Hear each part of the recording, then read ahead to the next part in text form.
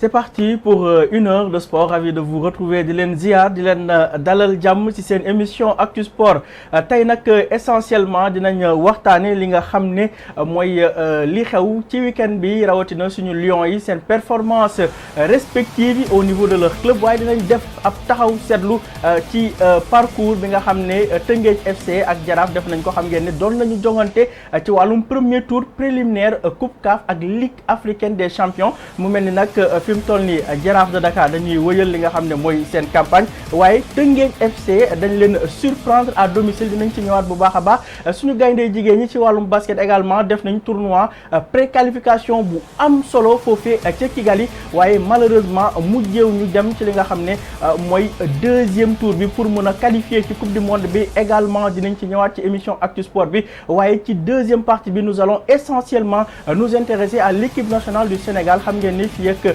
vendredi Aliou Cissé de daal di def conférence de presse daal di dévoiler sa liste de joueurs Sénégal wala jonganteeg Burkina waaye itam war a dem fële ca Burundi liste boobu lan lañ ci mën a xaar ak fi mu toll nii yan performance la suñu gaynde yi nekk seen club yi loolu yëpp di ngeen ko am ci émission tey bi.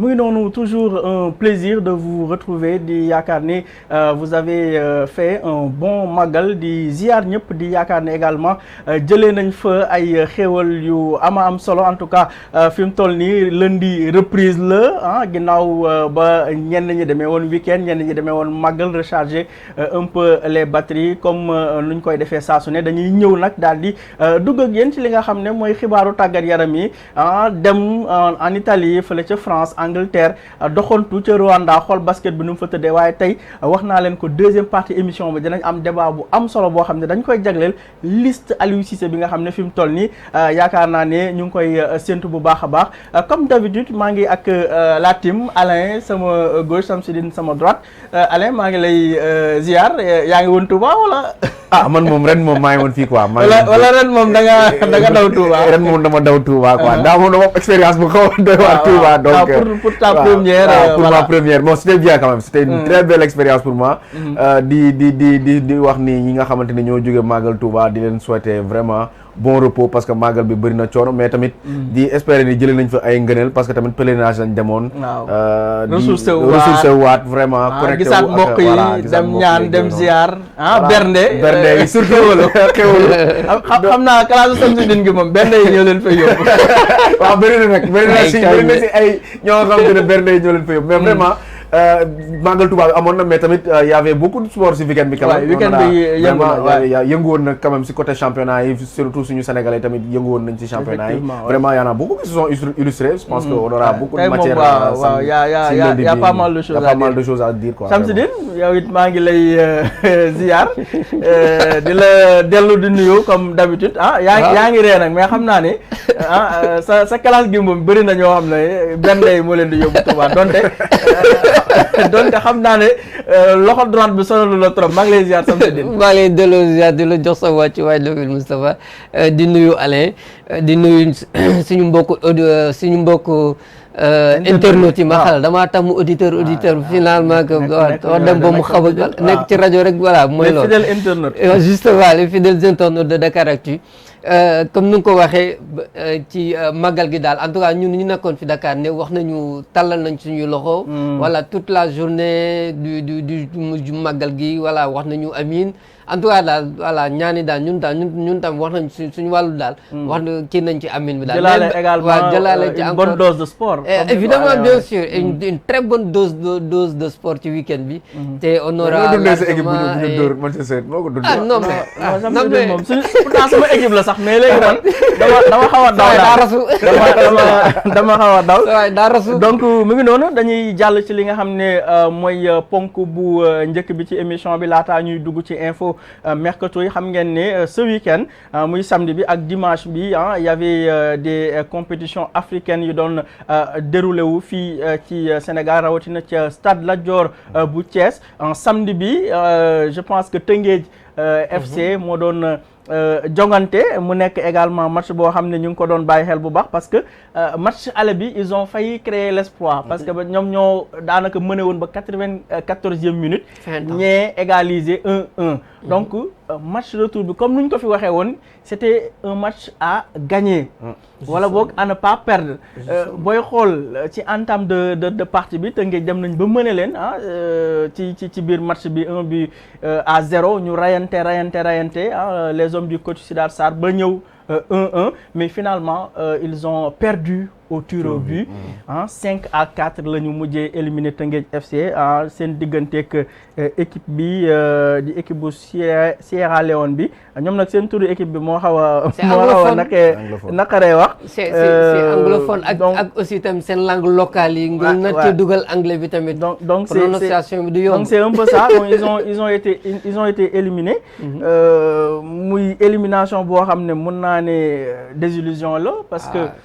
gis nañ ne ren quand même defoon nañ beaucoup de moyens waa Teungueth pour jéem a booster un peu mercato bi recruter ay joueurs donc ils ont été éliminés par le Stade d'Abidjan man maa ngi jaawale adversaire Jaraaf bi ak Teungueth FC bi donc Stade Abidjan suñu mbokk ivoiriens yi ñoo leen éliminé ginnaaw bañ defee 1 but partout au match aller fii on espérait quand même que avec l'apport du public le fait que ngay football à domicile ils avaient quand même les cartes en main pour s'imposer mais malheureusement c'est un gros échec pour le champion du Sénégal. En tout cas man pour ma part Moustapha j'ai été déçu vraiment man bon amoon occasion seetaan match maa ngi ko doon suivre à partir de internet ale bi quoi mais ma xool stade yi Teungueth c'était bien comporté au match d'aller parce que dafa mëne woon ba fin temps maa ngi doon suivre match ak pour man c'est l'un des regrets parce que match boobu quasiment gagné woon nañ ko mais après man on avait dit ça lundi passé on s'était dit que ici Teungueth dafa war a ñëw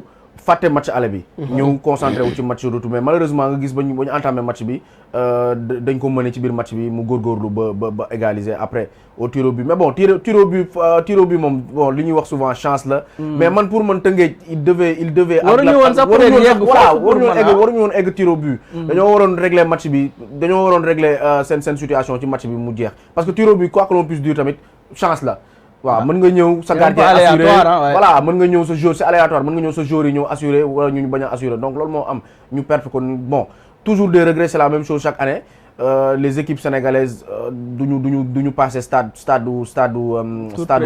éliminatoire yi donc je sais pas qu'est-ce qui ne marche pas on va pas dire que suñu championnat bi nekkul su niveau je ne sais pas trop qu'est-ce qui ne marche pas mais bon on devrait revoir aussi comment on aborde nos matchs à l'extérieur ou bien comment on aborde nos matchs au niveau international. Bon, on a un championnat quand même. souligné woon fii c'est-à-dire que chaque fois booy xool suñu équipe yi à domicile la ñuy gën a nekk en difficulté. Bien sûr. parce que c'est ça que j'arrive pas à comprendre moi. parce que yow nga dem dëkku jàmbur football ak Stade Abidjan biir dëkkam. dafa exploser presque nga dóor ko fa. ngeen nul un but. partout mais boo ñëwee Dakar pour man bon Thiès ce public moo fa nekk y a le Sénégal qui est derrière toi ñëpp ñu ngi poussé mais fii la ñu gënoon am pression parce que si biir match bi sax da ngay xam ne les joueurs étaient crispés. oui mais comme ni nga ko waxee pourtant wax nga ko sànq ne ci biir match bi.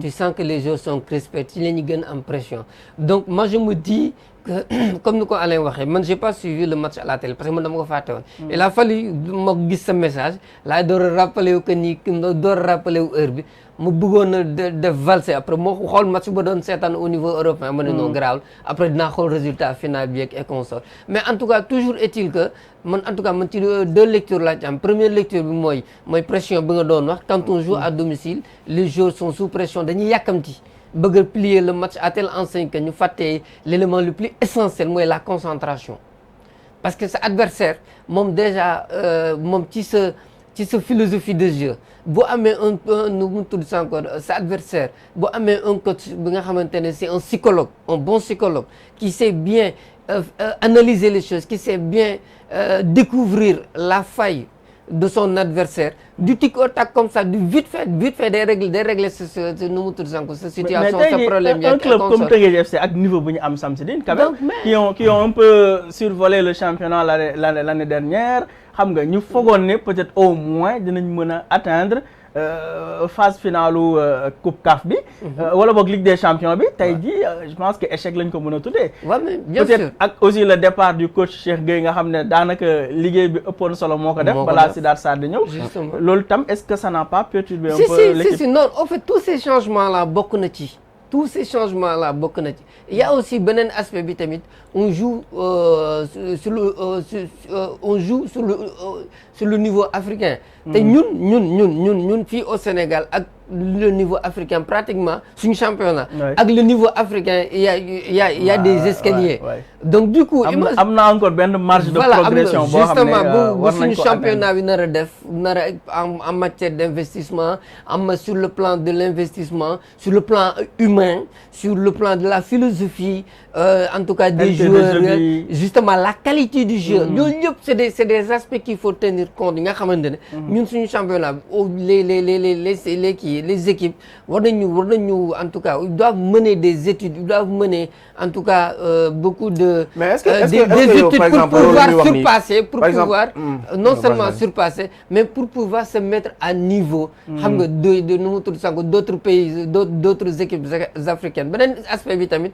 c'est entre la Côte d'Ivoire et le Sénégal c'est toujours comme ça. waaw ñoom dafa c'est toujours comme ça surtout da ngay def séance moom dafa mel ni genre. c'est toujours comme ça bête noire la par rapport ak. mais est-ce que par exemple club wax nii le fait que équipe sénégalaise yi ils sont pas il nous reste une marge à. dafa am différence de niveau selon Samsidine. mais moi je vois que peut-être équipe sénégalaise yi ils sont pas trop bien financièrement en fait man. mais tey jii boo xoolee Babacar Ndiaye le président de Teungueth FC. non moi je parle li mu def en termes d'investissement man ensemble laa lay wax quoi ensemble. mais kii bi yëpp dans le cadre global là quoi ligue bi yëpp quoi.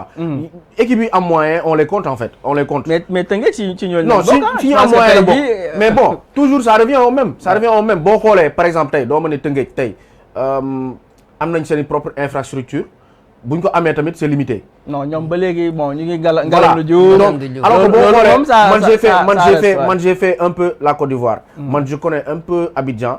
équipe yi ma fa gis ils ont leur propre infrastructure. ils sont un peu libres financièrement. les clubs mën nañ jënd si yeneen sous-région bi andi fa ay joueurs. mais boo xoolee championnat Sénégal la plupart boo xoolee une équipe de 22 joueurs par exemple quoi. boo doon xool ñi nga xamante ne ils viennent de la sous-région on les compte peut-être. on les compte parce que on est beaucoup trop. au contraire suñu joueurs yu baax yëpp booy xool dañuy dem voilà merci suñu joueurs yu baax yëpp on les achète un peu Guinée gii day récupérer suñu joueurs yi. bon ay yeneen Maroc Algérie ay Ouganda Ouganda, Tanzanie, ñëpp suñu joueurs dañu fay dem donc on n'a pas un championnat boo xamante ne financièrement ça permet à nos joueurs ou bien à nos joueurs locaux de s'épanouir déjà deuxième des choses on n'a pas un championnat qui permet aux équipes d'acheter les meilleurs joueurs des autres championnats donc du coup notre jeu conserver ses meilleurs joueurs renforcer ses joueurs donc du coup notre championnat est toujours limité à un niveau boo xamante ne c'est local alors que championnat da ngay rejoindre Samsidine bu weesoo gestion des émotions bi bu weesoo peut-être management beeg yooyu dafa am on est trop local en fait on est trop local donc sur ce point on devrait permettre nos équipes à être libres financièrement comme ça par exemple li ñuy wax financière kii nu mu tudd encore sax permettre médias yi ñu nekk financièrement mais nous aussi on devrait permettre le championnat le sport par exemple le sport le football spécialement club yi am benn autonomie financière boo xam ne dina leen permettre bu ñu amee ay compétition internationale du ñu soxla sax autorités yi di ci dugal seen loxo wala ligue bi di ci dugal seen loxo ñu dem di mouvoir seen propre programme di dem di dem ay hivernales ci yeneen pays di découvrir jeux yu yeneen équipes yi donc parce que on est trop local en fait même booy préparer sa compétition internationale sax doo ko préparer à l'extérieur fii nga koy préparer ak équipe yoo xam ne équipe locale la alors que boo amul possibilité di jouer ak yeneen équipe yi sax mën nga ko préparer fii mais ci kaw nga am infrastructure yi ak conditions yi nga xam ne peut-être moom ngay trouver à l'extérieur loolu laa gis quoi ci analyse bi sam si doon loolu laa ci en tout cas bon ñu jàll peut-être ci beneen point bi mais retenez juste que le champion du Sénégal Teungueth FC malheureusement ci premier tour li nga xam ne mooy préliminaire u Ligue des champions yi la toogee Stade Abidjan ñoo leen éliminé ginnaaw ba ñu defee 1 but partout ci tireur bi 5-4 beneen bonne nouvelle bi mooy le Jaraaf de Dakar par contre moom def na résultat bu am solo ak club bu Sierra Leone bii di East End Lions ñoom bu leen fàtte ni match aller bi ñoom ñoo demoon foofu ca Sierra Leone daal di fay gagner benn bal ci dara donc il fallait juste que ñu conserver résultat boobu mais ils ont fait mieux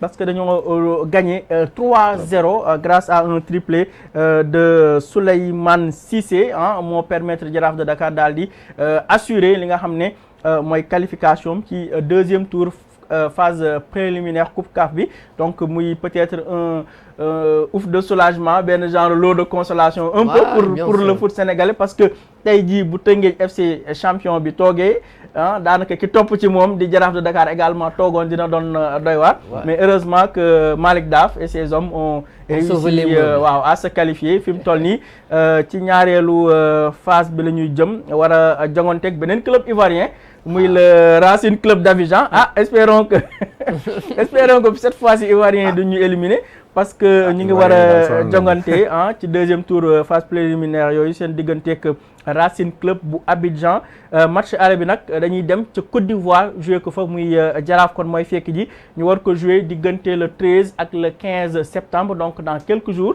ils ont à peine benn ñaari semaines yoo xam ne dañ koy waajal seen bopp match retour bi avantage bi mooy que ñun ñoo koy recevoir Jaraaf fii ci stade Lat Dior de Thiès diggante le 20 ak le 22 septembre muy match en tout cas yoo xam ne ñu ngi koy xaar diggante Jaraaf ak Racing Club bu Abidjan ci ñaareelu tour préliminaire Coupe CAF bi bu ñu daal di gagné match boobu wala bu ñu assuré seen qualification rek dem ci phase finale yi donc c'est tout le mal qu'on leur souhaite parce que nag soxla nañ tam suñu club yi di jogante un peu ci li nga xam ne mooy scène africaine bi alors dañuy continuer daal di jàll ci info mercato yi wax nañ ko ci li nga xam ne mooy week-end bi enfin Mikayil Ngor Faye signe au stade Rennais man je dis enfin parce que je disais que ni man su ma sañoon mu jege Barça donc je l'ai dit je l'ai répété même si Alain moom jàppoon na ne peut-être mënoon na ko imposer ils m'ont un peu donné raison parce que le Barça a fait de telle sorte que de garder une marge pour voir dafa am benn clause moom day permettre buñ koy jaayee effectivement wala bu ko ren jaayee tamit da ci am ay avantage mais parce que xam nañ ne c'est un jeu boo xam dafa am benn valeur marchande bu extraordinaire fii ak 1 an 2 ans ak kii am marge de progression boo xam te par exemple dans 1 an ou 2 ans bu exploser ñoom si clause bi am nañu possibilité racheter ko kii ko récupérer ko à un niveau beaucoup plus bas en fait.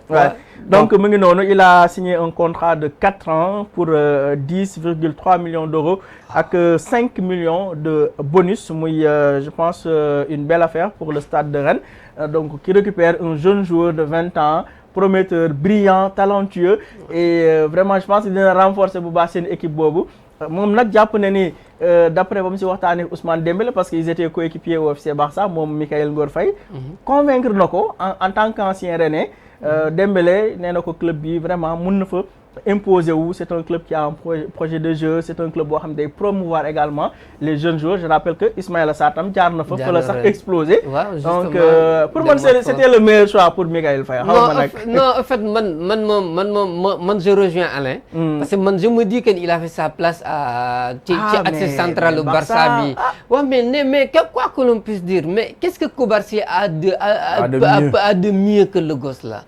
Est-ce que déjà il est pas espagnol de nekk un produit de la Masia. C'est des considérations. Ouais, mais on sait que dans le football malheureusement aussi considération c'est des considérations extra-sportives surtout au Barça moom parfois l'Européen le Brésilien ak l'Africain mën nañu bokk talent mais duñu am même traitement bi. donc la preuve sax actuellement Barça ma xool si 11 bi je pense ou bien sur équipe bi entier pour 5 hors kii nii hors espagnol parce que 90% kii bi. ñoom ils tiennent à conserver cette identité de jeu loolu moom. si club espagnol yu bëri dañ ciy veiller. c'est une philosophie au Barça. waaw il y a des joueurs du club bu dee mën na nekk mais de surcroît des espagnols. surtout que actuellement Barça dañoo am ay problèmes financiers donc. dañuy mise trop si kii bi quoi si Masia bi. ak jeunes joueurs yeeg genre yooyu pour un peu faire de la marge salariale wala ñu am tuuti xaalis bi nga xam ne day permettre déjà kii. nu mu tudd mi dellu City je pense que en grande partie. 15 millions d'euros lañ c'était pour dégraisser un peu lañ économiser en salaire. mais ki ñu jënd tamit enregistré guñu ko parce que déjà dañoo am ay problème salaire ak fair play financier bu Espagne bi comment il s'appelle encore. Williams. non pas Williams dama jógee Bayern Leverkusen. Cancelo xam nga. non pas Cancelo kii. Alain nag moom bu man damay ñëw kii rek bon peut-être que ça va te revenir mais en tout cas dire que ni bon je pense que c'est une bonne nouvelle pour Mika parce que je pense que dina fa mën a football dina mën a am temps de jeu et peut-être sax que ci liste Aliou Cissé bi dinañ ci ñëwaat ci kanam mun na am ñu retrouver ko parce que je rappelle que commencé na ñam sélection A bi d'ailleurs il avait inscrit un magnifique but Dani Olmo ba Leipzig li nga ne Bayern moom Leipzig ba léegi inscrire guñ ko donc non plutôt Leverkusen tu as raison Leverkusen tu as raison ba léegi inscrire guñ ko donc tu vois donc Barça actuellement ils sont en train de dégraisser un peu pour ñu am marge salariale. non en fait moi je vois au-delà de ce nu mu tudd sànq dégraissement bi ngay wax noonu. man lan laa gis mooy ils veulent avoir l'ossature de l'équipe nationale d'Espagne.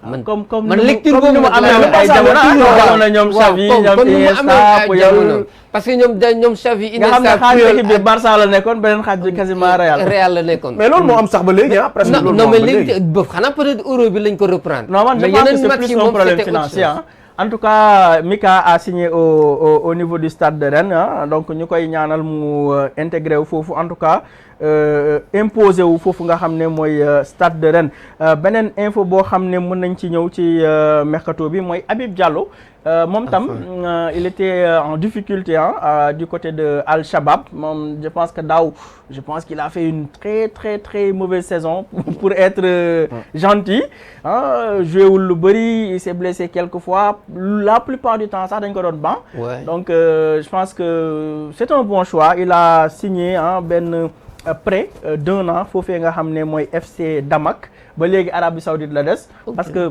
Strasbourg bëggoon na ko benn instant Lens également ils étaient un peu sur le coup mais là il a décidé de rester dans le Golfe en Arabie Saoudite foofee ca Damak FC Saudi Pro League lay football ba léegi mais dañ ko abale peut-être que ça va lui permettre également mu relancer wu parce que Arabie Saoudite moom dafa mel ni jigu ko et te on sait que Aliou Cissé il badine pas avec le temps de jeu. Évidemment. Moom boo peut-être nekkee dans un club boo xam ne tu joues pas apparemment voilà quoi doo bokk di trop ci plan yi donc info bi tey la génn Habib Diallo qui se relance au FC Damak foofee ca Saudi Pro League en Arabie Saoudite benn at donc lañ ko abale donc il est toujours sous contrat avec Al Shabab. Victor Osimhen ñoom ñu ngi ko doon tudd également ca Arabie Saoudite foofee ca Al Ahli di club bu Kalidou Koulibaly bi mais.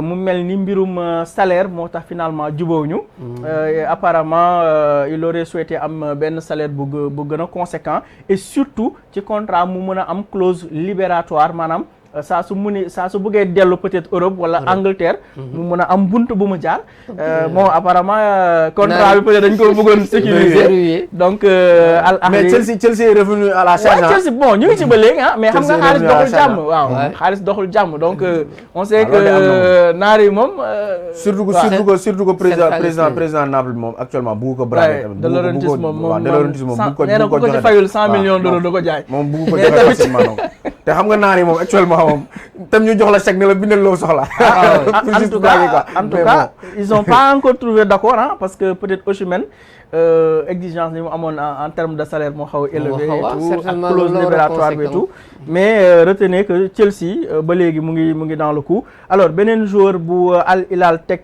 bët muy Joao Cancelo muy joueur bi nekkoon fële ci FC Barça Cancelo moom je rappelle que City ñoo ko moom ba léegi abale woon nañ ko fi Bayern abale ko Barça mais fi mu toll nii Al Hilal également ils sont un peu sur le coup pour le je crois que c'est déjà fait c'est 40 millions d'euros je pense que loolu en tout cas daal aux dernières nouvelles waaw ñu ngi woon ci réglage je pense que c'est waaw ay quelques accords yu ndaw mais dafa 40 millions d'euros lañ mujjee trouvé quoi pour mu mën dem bon espérons parce que aux dernières nouvelles daal Al Hilal ils sont chauds pour recruter le latéral droit portugais on sait que bon du côté de City pour mu delluwaat fa dina xaw a métti parce que xaw na am problème tuuti ak Guardiola c'est un joueur de caractère bu baax sax waaw bu baax parce que déjà moom Guardiola bëggul dégg ay waxam bien que c'est un bon joueur mais Guardiola mais c'est un joueur de caractère on sait que pour gérer ko c'est pas évident donc pendant ce temps également am na beneen joueur Saudi Pro League bu war a jógee foofee ca Al Hilal justement pour signer à l'AS Roma muy Abdel Hamid le latéral droit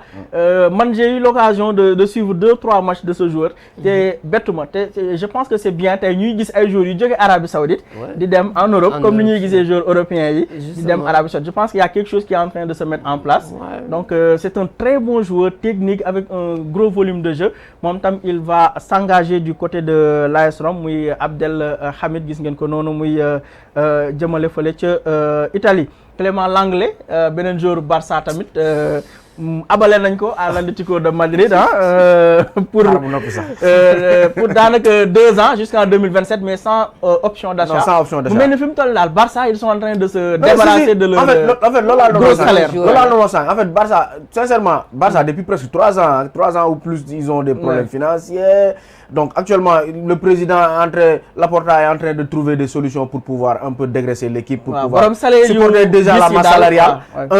ba pare bu jaayul déjà duñ mën a recruter ba pare boo jëndee ay joueurs doo ko mën a inscrire parce que fair play financier Espagne dañ ci strict ñoom déjà da nga war a def ay bénéfices wala marge yi li ngay jaay ak li ngay jënd dafa war a équilibré en fait du coup boo jaayul doo mën a enregistrer joueurs yi nga jënd wala doo mën a jënd joueur donc du coup Clément Langlais bokkoon na ci joueurs yi ëpp salaire donc déjà moom balaa ñu koy jaay déjà dañoo prolonger contrat pour amortir salaire am dañ ko prolonger de 1 an de plus contrat 2 ans moo ko desoon donc dañu yokkaat 1 an du coup dañ ko abale 2 ans même bu naree ñëw dañ ko abale 2 ans mais même bu naree ñëwaat salaire am day amortir quoi donc actuellement Barça dañ montage financier pour jéem a wàcce seen masse salariale voilà donc club catalan yi daal instant yi ils sont dans le dur quoi vraiment est-ce que c'est pas l'effet conséquence ils sont dans le dur mais beneen joueur Barça également kii la nag Hazard la apparemment ñoom ils sont actifs ci fin au mercato bi muy Victor Roque moom tam bokk ci espoir du foot brésilien nga xam ne daanaka mook Endrick ay jamono ils étaient un peu en concurrence foofee dans le championnat brésilien Endrick ñëw Real moom mu ñëw fële nga xam ne mooy Barça mais malheureusement il ne semble plus entrer dans les plans de jeu du Barça. ba pare peut-être contrat bi tam diis na. donc ils l'ont prêté au Real Betis. 3 millions d'euros lay fay quoi. waaw donc ils l'ont prêté pour 1 an sans option d'achat surtout pour ak option d'achat. Mais pas obligatoire quoi, pas 2 ans là, 1 an optionnel quoi. Un an de prêt ak 1 an option. Waaw. Sans option d'achat quoi. Loolu lañ ko am. En tout cas mu ngi noonu. Mais c'est un joueur prometteur c'est un joueur prometteur boo gisee Barça able ko. C'est un joueur prometteur, il a beaucoup de marge de progression. Je pense que su fekkee dans les 2 prochaines années bu exploser Barça da koy récupérer directement parce que Barça actuellement avant centre mu am Lewandowski il tend vers la retraite. Donc c'est xam nga tey boo ko gardé woon tey si Barça il va avoir des miettes de temps de jeu de football donc ce n'est pas intéressant nga bàyyi ko Barça donc da nga koy bàyyi mu dem beneen équipe boo xam te ne il trouvera du temps de jeu te Betis c'est un jour c'est une équipe de milieu de tableau suñu Sénégalais bi fa nekk mais quelque part aussi boo jëlee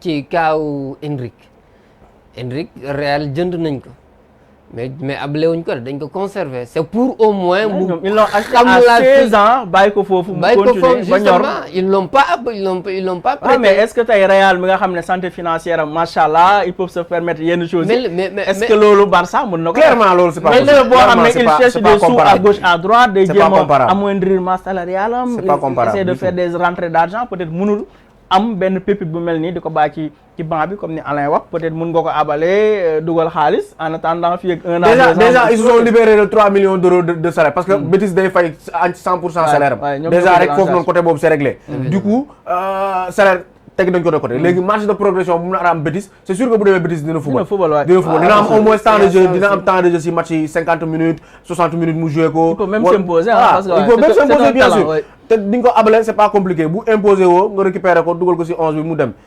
en tout cas daal instant bi au Barça retenir que ni mercato bi fin de mercato bi jax na mais pour des raisons sportives mais aussi financières est-ce que duñ la jël nga dem gérer seen aspect commercial parce que il me semble que loolu mooy seen problème quoi ils ont un problème ci aspect commercial bi en tout cas c'est un gros problème mais bon espérons que bu weesoo aspect financier bi joueurs yi également dinañ ci trouver seen compte ñu jeexal page mercato bi ak juste benn info bu ndaw concernant concernant Bamba Dieng fi mu toll nii vous savez qu'il est en Ligue 2 ak Lorient moom ak Formose Mendy mais Saint-Étienne également ils sont chauds sur ki nga xam ne mooy Bamba Dieng donc on va suivre ça également pour peut-être xool war na ñëwaat Ligue 1 waaw ndax fii ak fin wu mercato bi dina mën a rebondir en Ligue 1 parce que fee ci Lorient moom il va manquer de visibilité peut-être que temps de jeu bi dina ñëwaat ndànk-ndànk mais bon ce serait bien qu'il retrouve un peu on va dire l'élite française moom Bamba Dieng moom Saint-Étienne daal en tout cas ñu ngi ci moom bu baax a baax donc loolu mooy tëj li nga xam ne mooy page mercato bi dañuy daal di nag intéressé wu cette fois-ci à la performance de nos joueurs durant ce week-end. Ils se sont un peu illustrés dans leur club. Il y en a qui ont écopé de cartons rouges, il y en a qui ont mis des buts mais qui ont fait des sautes yoo xam ne fi mu toll nii ça met le feu à la toile. Donc ku nekk daal def na sa yëf am na ñoo xam ne def nañ seen performance yu am solo kenn déggu leen ci dara mais pour vous dire que le week-end a été mouvementé ci li nga xam ne mooy suñu gaynde yi dañ koy tàmbali ak peut-être match Ligue 1 bi on reste un peu en Ligue 1 avec le choc Lyon-Monaco. C'était un peu le retrouvaille avec nos Sénégalais Moussa Niakhaté, Ismaël Jakobs qui a fait un gros match mais surtout la sensation du début de saison Lamine Camara gis ngeen ñett gaynde yi ñu ngi noonu ça c'était juste avant le choc Monaco daal di gagner Lyon 2-0 avec un gros match de Ismaël Jakobs mais surtout le premier but de Lamine Camara qui a ouvert son compteur ak AS Monaco mais malheureusement il a pris un carton rouge boo xam ne moo jaaxal ñëpp en presque 3-4 minutes nga jël 2 cartons jaunes en fin de match. Donc bon loolu dinañ si ñëwaat peut-être que avec le temps il va apprendre à gérer un peu ses émotions mën a gérer ay matcham mais Lamine Camara pour l'instant après 2 journées seulement de Ligue 1 avec Monaco wan ne quand même Monégasque yi daal juumuñu daal. non juumuñu mu wan na leen ni que moom mën na téye volant bi yu daw ak équipe bi c'est le patron quoi. Voilà il peut être le patron de l'équipe buñ ko joxee confiance. Parce que il a tout ce qu'il lui faut. Déjà. C'est la jeunesse, c'est normal, c'est la jeunesse. Il a tout ce qu'il lui faut. Il est jeune. Il est talentueux. Il a la clairvoyance. dafa mën a nu mu tudd encore positionnement ci biir terrain bi il l'a. man lenn peut-être kese moo ko xaw a N'Golo Kanté bi maanaam box to box bi non en fait il a tout ce qu'il faut. tout ce qu'il lui faut pour en tout cas pour se développer et aussi pour devenir un grand milieu de terrain à la trempe de N'Golo Kanté à la trempe 2 à la trempe 2 à la trempe 2. donc man daal lu ma gën a métti ci match bi. c'est le second carton jaune. parce que booy xool dafa njëkk a jël carton jaune 94e minute de jeu. ñu dem 97e minute mu jëlaat beneen du rouge. Donc je pense qu'en 3 minutes match bi yaa mené 2-0 match bi jeex na voilà. mais c'est la fou man je pense que c'est la fou de jeunesse quoi. avec l'expérience war a développer changer améliorer lay bokk. avec l'expérience moom ça va venir quoi. genre yooyu moom c'est des faits de jeu yoo xamante ne jour bi en personne moo koy gérer avec son expérience. fin de match jarul yenn engagement de jeu yi yaa mené 2-0 donc mais comme on l'avait dit ici Lamine Camara il a trouvé une bonne équipe qui va lui permettre de se développer. juumul ci choix il a fait le bon choix. On l'avait dit ici waxoon nañ ko fi donc Lamine Camara je pense que cette année-ci ça sera son année quoi. surtout ak Monaco bi nar a participer Ligue des Champions. surtout ça donc on croise les doigts. non bañ a blessé daal man de am naa si njortu bu rafet ak performance yi mu def si 2 premiers matchs yi. déjà premier match bi marqué wul mais il a fait de bons stats. un gros match volume de jeu bu baax. deuxième match bi même chose mu am volume de jeu bu baax donc. man de am naa ci xel bu dal moom wax dëgg yàlla am naa ci xel bu dal. daf may fàttali benn match je pense bu muy doog a dem FC Metz il avait pris un rouge également. waaw ba toog ci vestiaire yi di jooy. si je pense que loolu. il faut mu travailler gestion des émotions bi. au cours de natoom la quoi dama mel ni natoom la. seul équipe boo xamante ni Père Mbaye Jacques mu ngi ko doon wax Monaco comme mu ngi ko doon remarqué fii Monaco c'est une ville boo xamante ne c'est une ville de fête il y a beaucoup de stars qui viennent. c'est une ville boo xamante ne bon il y a beaucoup de moom beneen affaire la quoi. espérons que du dugg ci genre vie yooyu wala mu jéem a xool ci vie yooyu noonu. moom il a l'air carré quand même moom il a l'air d'être bien structuré bien entouré. yàlla na ko yàlla xiir ci boor boobu mu continuer di ko bañ a jël la grosse tête quoi. jël la grosse tête commencer di dugg ci yenn affaire yenn détails yi. na continuer ci lancer bu mu nekk focus comme ni ko booy patriote di waxee focus si carrière am comme ça mu continuer di performer pour le bonheur des Sénégalais, pour le bonheur de l'équipe nationale surtout. C'est une bonne nouvelle à quelques jours de la trêve internationale. Je pense que tey jii li nga ko waxee il a tous les atouts en main pour nekk le grand joueur que tous les Sénégalais voient en lui. Et xaarulan comme on dit le nombre d'années jarul ngay naan kii jeune là 17 ans la am 16 ans. Le talent n'attend pas le nombre d'années et il est en train de le prouver. ñu fàttali ne Crépin il est toujours blessé. Sànq maa la koy laaj nan la séenuma ko j'avais oublié qu'il est toujours blessé. Il est toujours donc blessé. Crépin Diatta toujours blessé. Ismaël Jacobs également un gros match.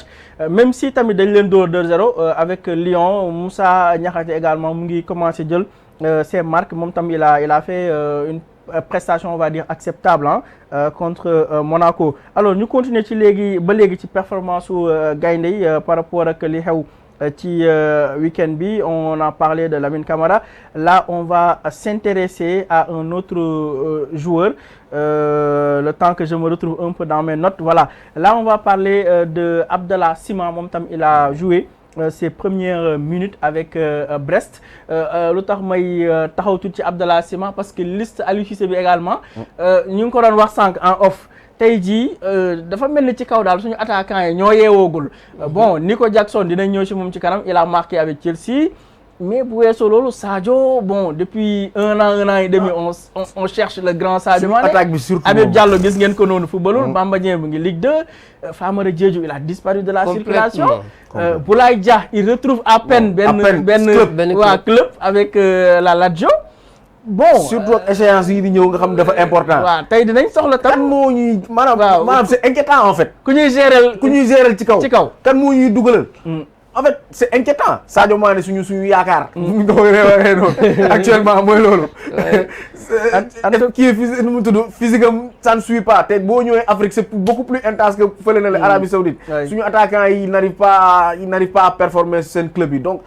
Bon loolu danañ ci duggaat bu baax ci deuxième partie bi mais ban cocktail la Aliou Cissé nar a c'est-à-dire que Sima également bon on verra ndax reprise bi c'est un peu juste il aura le temps de. yaa ngi fàtte Ismaïla Sarr tamit Ismaïla Sarr. fàttewuma ko dama ko denc pour deuxième partie bi parce que liste Aliou Cissé bi dinañ ci ñëw. Iso bon mu ngi Crystal Palace mais pour l'instant ay miettes lay am. toujours bon il a quand même su ma juumal 15-20 minutes de jeu en 2 matchs c'est insuffisant donc Abdallah Sima mu ngi noonu donc def na ses débuts avec Brest 74e minute la dugg mais malheureusement Lens bu Nampalys Mendy moo leen mujjee dóor 2-0. Nampalys également qui fait ses matchs depuis le début de saison. Boulaye Dia ñu ngi ko doon wax léegi beneen attaquant encore ginnaaw coow la amoon daaw avec Salernitana day dem du dem équipe bi frigo woon ko benn instant mu xuloo woon ak direction bi finalement dem na Lazio moom tam il a fait ses débuts foofee sous ses nouvelles couleurs daanaka football na match bu am solo même si Lazio dafa ñàkk 2-1 seen digganteeg Udinese mais li am solo mooy qu'il est revenu qu'il joue. Espérons qu'il va retrouver de la confiance et surtout le chemin défilé. Donc dinañ ñëwaat suñu attaquant ñoom Boulaye ak ñoom Sima ci deuxième partie émission bi pour xam quelle liste la ñu mën a xaar surtout avec quel attaquant par rapport ak match yi ñu war a dëgmal. Angleterre la ñuy dem cette fois-ci Premier League. Il y avait un choc entre Sénégalais également Gana Gueye ak Iliman Ndiaye ñoo doon mbëkkanteeg ki nga xam ne mooy Pape Matar Sarr gis ngeen Iliman qui jouait face à Tottenham mu nekk nag match boo xam dañ leen lapp yu métti 4-0 donc je l'avais dit fii ma ne Iliman jóge na Marseille dëgg la y avait la pression l'attente ak li fi amoon yëpp mais dem na ci beneen club boo xam ne dañuy football sous pression pendant quasiment toute l'année maanaam club boo xam day survivre même si lay jouer donc tey jii boo ñëwee ci club boobu aussi nekk un jeune talentueux peut-être ñu am ay espoir yu ñu porter ci yow ça peut être compliqué pour Iliman pour l'instant bon il prend ses marques c'est un peu difficile Gana moom il est au top man moom il est habitué à moom dafa jógee Paris rek judduwaat waaw non Gana moom xam nga dafa commencé Angleterre ñëw am na benn instant mu diirante ak mbagg N'Golo Kanté ñu jamono yu nekk West Ham ak Everton il était vraiment mooy meilleur wala N'Golo Kanté moom il est toujours habitué à la pression mu ñëwaat encore Paris c'était un peu difficile xam nga c'était un peu difficile la situation à Paris Saint-Germain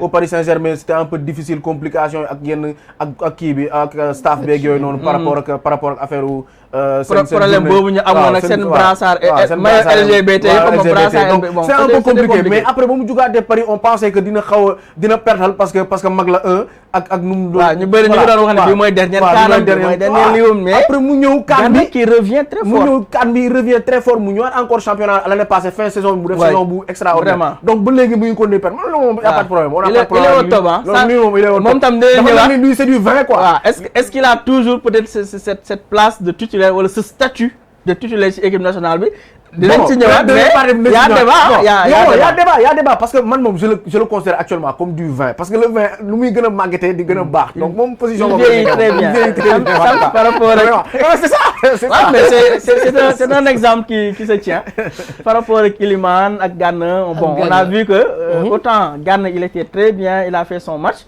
autant bon Iliman il se cherche encore quoi pour faire en tout cas la différence. Pape Matar Sarr aussi qui est là qui fait ses matchs je pense que il est rentré en seconde partie ci match bi il était pas titulaire. Pape Matar Sarr waaw première journée bi il était titulaire mais Pape Matar Sarr dugg na moom tam def un bon match donc suñu gaynde en Angleterre c'est pas mal avant ñu ñëw ci Pape Alassane Gueye moom waaw mais bien sûr comme nu ko waxee c'est pas mal mais sauf que comme nu ko Alain waxee nu mu tudd ça encore Everton c'est un club à voilà yow sax wax nga ko tension perpétuelle. il joue le maintien oui il joue le maintien moom te tout le temps da ngay rayante il va falloir que mu am un mental d'acier comme bu Gana pour pouvoir s'en sortir parce que Angleterre c'est encore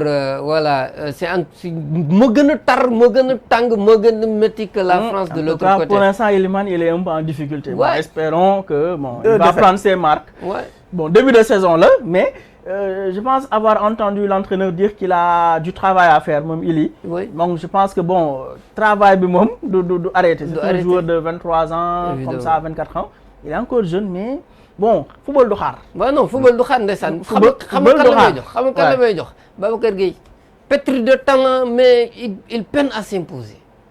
Même s'il a eu ses moments de gloire. Même s'il a eu ses moments de gloire à Metz et consorts mais te profil yi bokkul parce que kii on va dire que c'est un faux 9 faux 10 mais que c'était un pur buteur quoi. Justement. En tout cas retenez que Pape Matar Gana et Iliman bon ñoo doon mbëkkante ci week-end bi 4-0 pour Tottenham de Pape Matar Sarr. On s'intéresse cette fois-ci à Pape Gueye du côté de Villarreal moom tam 90 minutes de jeu booy xool Pape Gueye a gagné 7 des 9 duels yu mu jongante ci terrain bi il a récupéré 5 ballons énormément de courses vers l'avant booy xool daal je pense qu'on retrouve le Pape Gueye du Havre ba muy gën a woyof gën a moom boppam gën a nekk en confiance dafa mel ni l'Espagne lui réussit bien parce que ba muy dem foofu en prêt ak Séville je pense il avait fait quand même une belle performance foofu balaa muy delluwaat mais tey ak Villarreal deuxième journée bi bon je pense que déjà il commence à prendre ses marques quoi.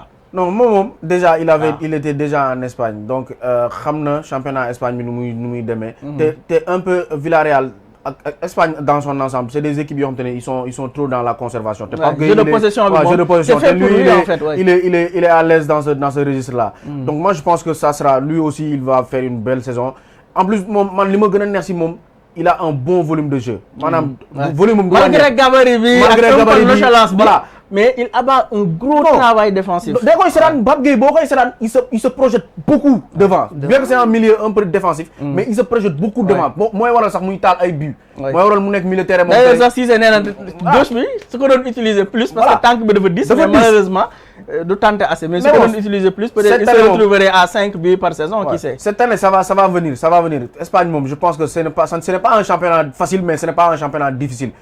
Si dans la mesure où c'est un joueur très volumineux qui a un bon niveau de jeu, un bon volume. Donc je pense que ça, en tout cas, ça ne me surprend pas. Ça ne me surprend pas. Même à Marseille, il faisait mais Marseille, il était bien. Mais on sait que il y avait des problèmes extra-sportifs. Voilà, extra-sportifs. Peut-être que le club aussi, ben instant, il voulait un peu se débarrasser de lui. Bon, on sait que il voulait rester.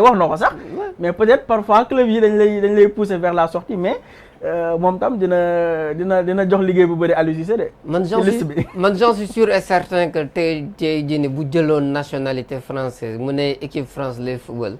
tey jii nii statut bu mu am nii du ko am gars nañ gën a def sa promotion ba amaana nu muy demee sax soit PSG lay dem moo koy soxla dem football wala mu dem football dans les grands clubs. Malheureusement c'est le malheur. le fameux lobbying. justement.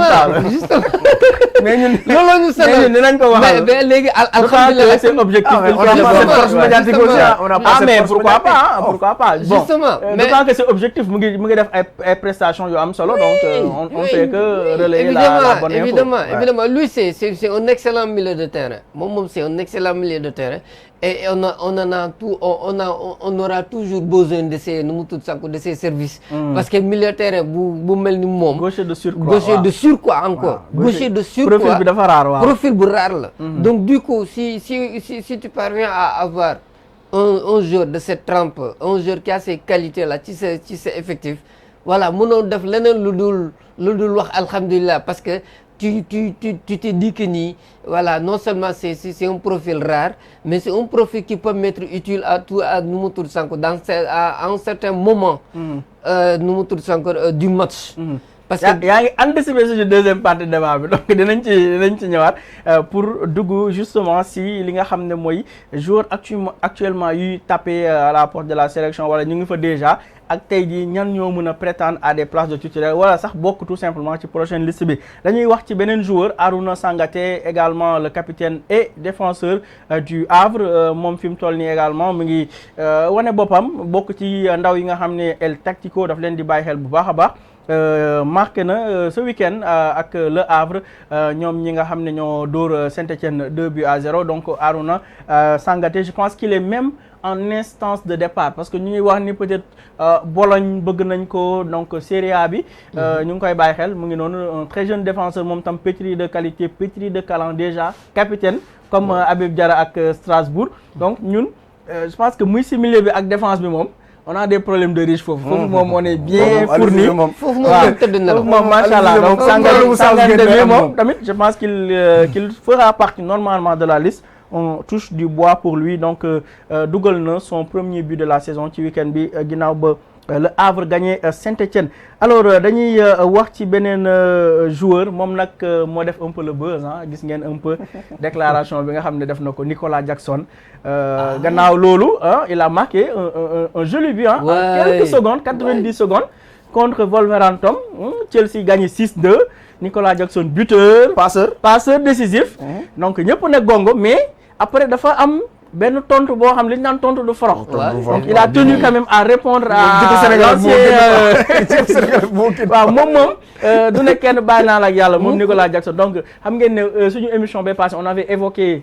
brièvement certes mais que John Obi Mikel sànni woon na ko benn track c'était pas la première fois d'ailleurs Diomaye dinaa si ñëwaat wax na ko sànq ci vidéo bu mu def Diomaye peut-être Obi Mikel ne woon na dañoo soxla à Chelsea benn attaquant de classe mondiale maanaam dañoo soxla buteur un joueur boo xam ne day am ay occasion di ko dugal comme pour dire que ni Nicolas Jackson il est pas à la hauteur c'est pas un joueur boo xam ne mën na porter offensivement Chelsea donc ba Nicolas Jackson dugalee jubilé ba match bi jeex dafa tweeter wala boog dafa bind sur Instagram bon ne ko en gros da nga war a noppi da nga war a tëj sa gémmiñ parce que ñun dañuy rayante dañuy ñafe pour sigil en Afrique donc muy réponse bu salé bu tar parce que on a un peu enrobé la chose xaw a wodd wax ji mais waaw gis ngeen John Obi Mikel daanaka tontu biñ ko tontu daal forox na forox goo xam ne fi mu toll nii ñëpp ñu ngi ci wax ñii ne peut-être le joueur il est arrogant waru ko woon wax ñii ne il est dans son droit parce que Diomaye tam wax na l'agent de Nicolas Jackson nee na ça fait 1 an que Obi Mikel day toog ci plateau yi di ko attaqué gis ngeen Diomaye à l'écran c'est l'agent de Nico et na tey joueur bi mun nañ comprendre mu génn réagir coup de gueule parce que nit la mënuñu toog sur les plateaux pendant des mois des semaines chaque jour ñu attaqué la chaque jour ñu critiqué la te doo wax nee naa ñoom au contraire les légendes africaines les joueurs dañ leen war a protéger valoriser leen bon je sais pas si vous êtes d'accord avec déjà la réaction de Nicolas Jackson. Man moom je ne suis pas d'accord et les arguments de Diomaye. Man moom je ne suis pas d'accord avec Nicolas Jackson déjà Obi Mikel il est légitime de parler de parler de Nicolas Jackson. Être légitime ak dire tout ce que tu veux sur deux choses lui c'est un ancien de Chelsea. Je ne vais pas dire que il est c'est une légende. Bon, am na ñu wax légende sax mais on d'accord. Non, je vais pas dire que c'est une légende. Mais il a participé pour man voilà, il a participé dans la grande période de Chelsea, voilà. Il a eu son impact et tout. Bon, il est légitime de parler des histoires de Chelsea. Deuxième des choses, su toogee ci plateau di wax, c'est comme man ak yow en tant que kii nekk commentateur wala nga nekk chroniqueur, ngay wax ci football. Man noonu laa ko gisee bu ñu prononcé woo bon même bu fekkee dëgg na sax à chaque fois je sais bu doxee nga ne moom la bu doxul nga ne moom la maanaam est-ce que nekkul woon peut-être d'après li ko Diomansy jàngate loolu Diomansy moom seetluwam la Obi Mikel doon def ci loolu Diomansy seetluwam la moom moo ko seetlu peut-être que am na c'est une réalité mais pour man il n'avait pas à répliquer déjà si ton bi déjà moom ak réseau yi moom si ton bi déjà parce que déjà tu es un jour tu es en plein championnat yow kii footballul mu ngi ci plateau bi waroo ko topp ci ay kiiwam parce que yow déjà da ngay déconcentré wu yow t'es en pleine saison déjà ñu ngi door a commencer 2 matchs ci saison bi yow tu dois te concentrer déjà pour te battre pour nga assurer sa place ci sa équipe bi Nicolas Jackson quoi que l'on puisse dire il est pas à 100% un joueur assuré Chelsea mais ku ñëw mais attention allez d'accord mais ku ñëw teg ko fi de parce que on a vu que Pochettino daf ko gëmoon. non loolu Pochettino demee tey jii Enzo Maresca ba mu ñëwee également daf ko teg titularisé ko. mais Chelsea actuellement ñu donte am na ay match bi am na yeneen attaquant yu Chelsea actuellement ñu ngi ut attaquant Chelsea actuellement ñu ngi même bu fekkee ni dañoo génnoon ci négociation ak. d'ailleurs sax ñenn yow yaa ngi ko doon wax keroog ci plateau bi mais est-ce que Obi Mikel nekkul di lobbying pour Osimhen ñëw ci mais loolu la sax mais loolu la actuellement Obi Mikel day def lobby pour ñu mais est-ce que c'est ça est-ce que man ne noonu laa ko jàppee man noonu laa ko jàppee en tout cas noonu laa ko jàppee c'est son compatriote il sent que ni Chelsea am na intérêt si kii am na intérêt si compétiteur mais il va faire forcément sa propagande pour ñu mën ko jël déjà pour mu mën a favorable day rabaisser suñu joueur day rabaisser Nicolas Jackson pour Chelsea bu ñëwee rek après kon kay tontu bi c'est justifié peut-être bon vu sous cet angle-là, est-ce que la réponse n'est pas... Parce que lui, c'est un joueur actuellement... Il ne doit pas s'attarder sur ces détails-là. Parce que c'est un joueur... Actuellement, il a besoin de performer, il a besoin de faire un bon championnat. Bon, il y a des réseaux.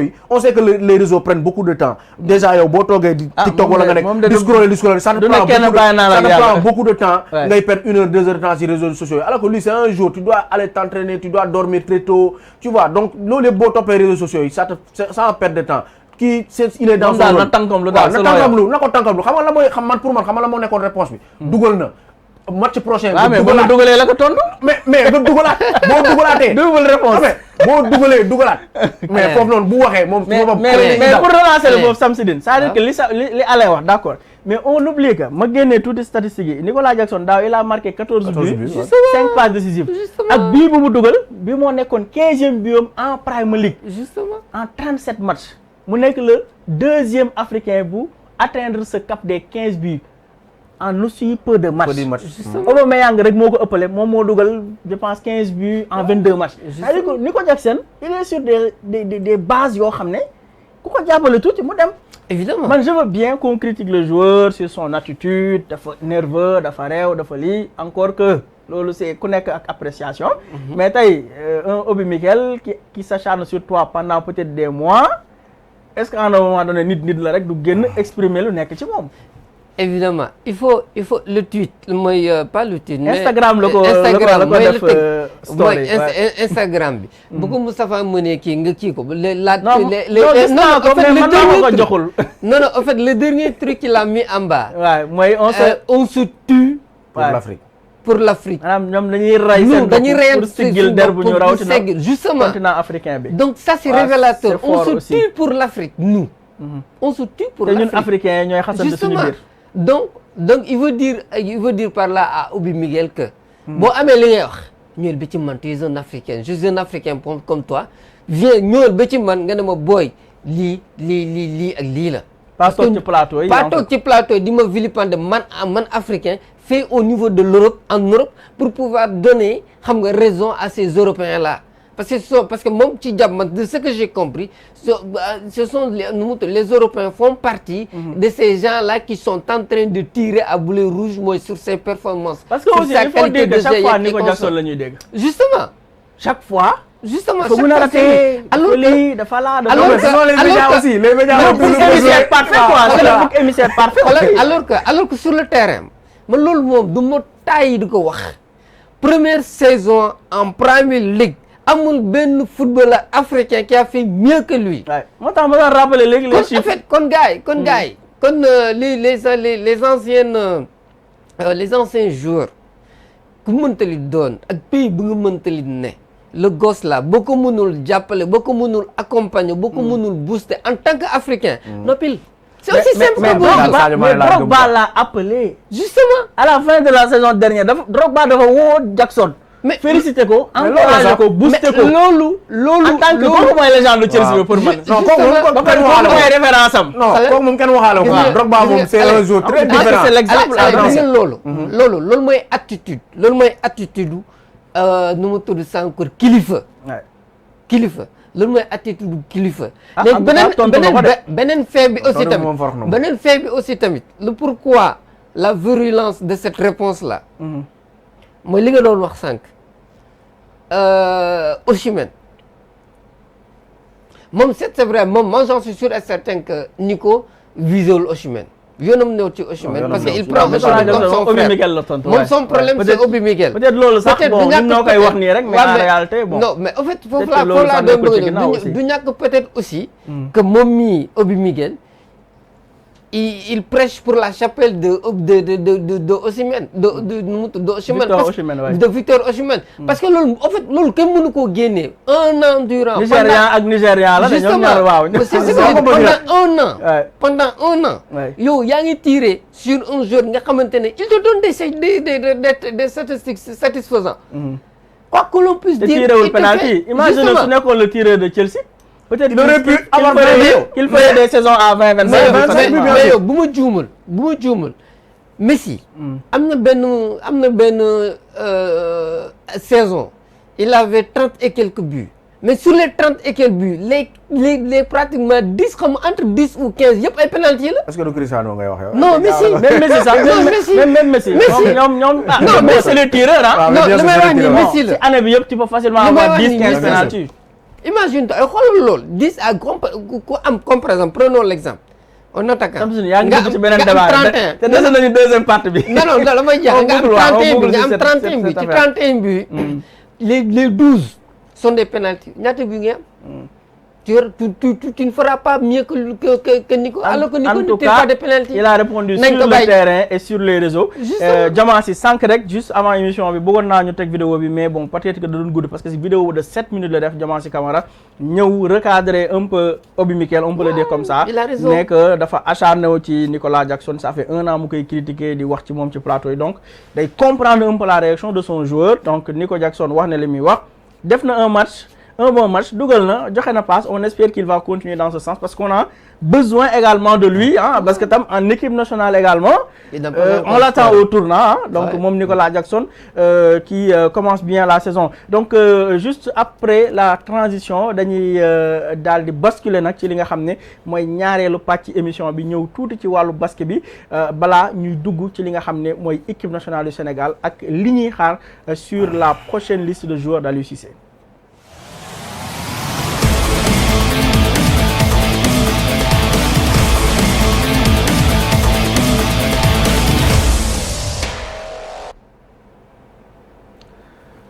Voilà après le foot dañuy waxtaan ci wàllu basket rawatina basket buy ñeel soxna yi xam ngeen ne depuis daanaka semaine bi ñu weesu ca Kigali foofee ca Rwanda équipe nationale bi mu ngi fa woon di def ay jaloore yu am solo jëm ci tournoi pré-qualification wu coupe du monde 2026 bi je pense également c'est important ñu préciser pré-qualification parce que amoon na yeneen échéance donc Alain ma bàyyi la ak suñu gaynde yi nga ñëwaat ak ñoom ci li nga xam ne mooy tournoi bi rawatina dénouement bi nga xam ne final bi am na ko. bien sûr comme Moustapha ni nga ko waxee parce que bu ñu la nee tournoi pré-qualificatif am na beneen deuxième qualification bi ngeen nar a def pour nekk ci phase finale qualification yi donc Sénégal da doon jongante li nga xamante ne mooy tournoi pré-qualificatif féminin fële ca Kigali depuis presque une semaine mais elles ont fait rêver mais de seen premier match ba seen finale elles ont gagné mais malheureusement elles ont perdu en finale contre la Hongrie bi nga xamante ne pour pourtant si match de poule yi elles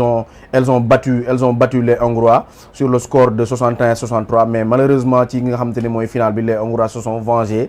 fi nga xamante ne moo gënoon important vraiment. C'est une déception quoi vraiment parce que man j'ai regardé tout le tournoi tous les matchs du tournoi j'ai regardé mais vraiment c'est une déception quoi en tout cas maa ngi def félicité benn mention spéciale ci équipe sénégalaise boo nga xamante ne ils ont fait un bon tournoi. En tout cas man am naa ci satisfaction ci suite bi quoi.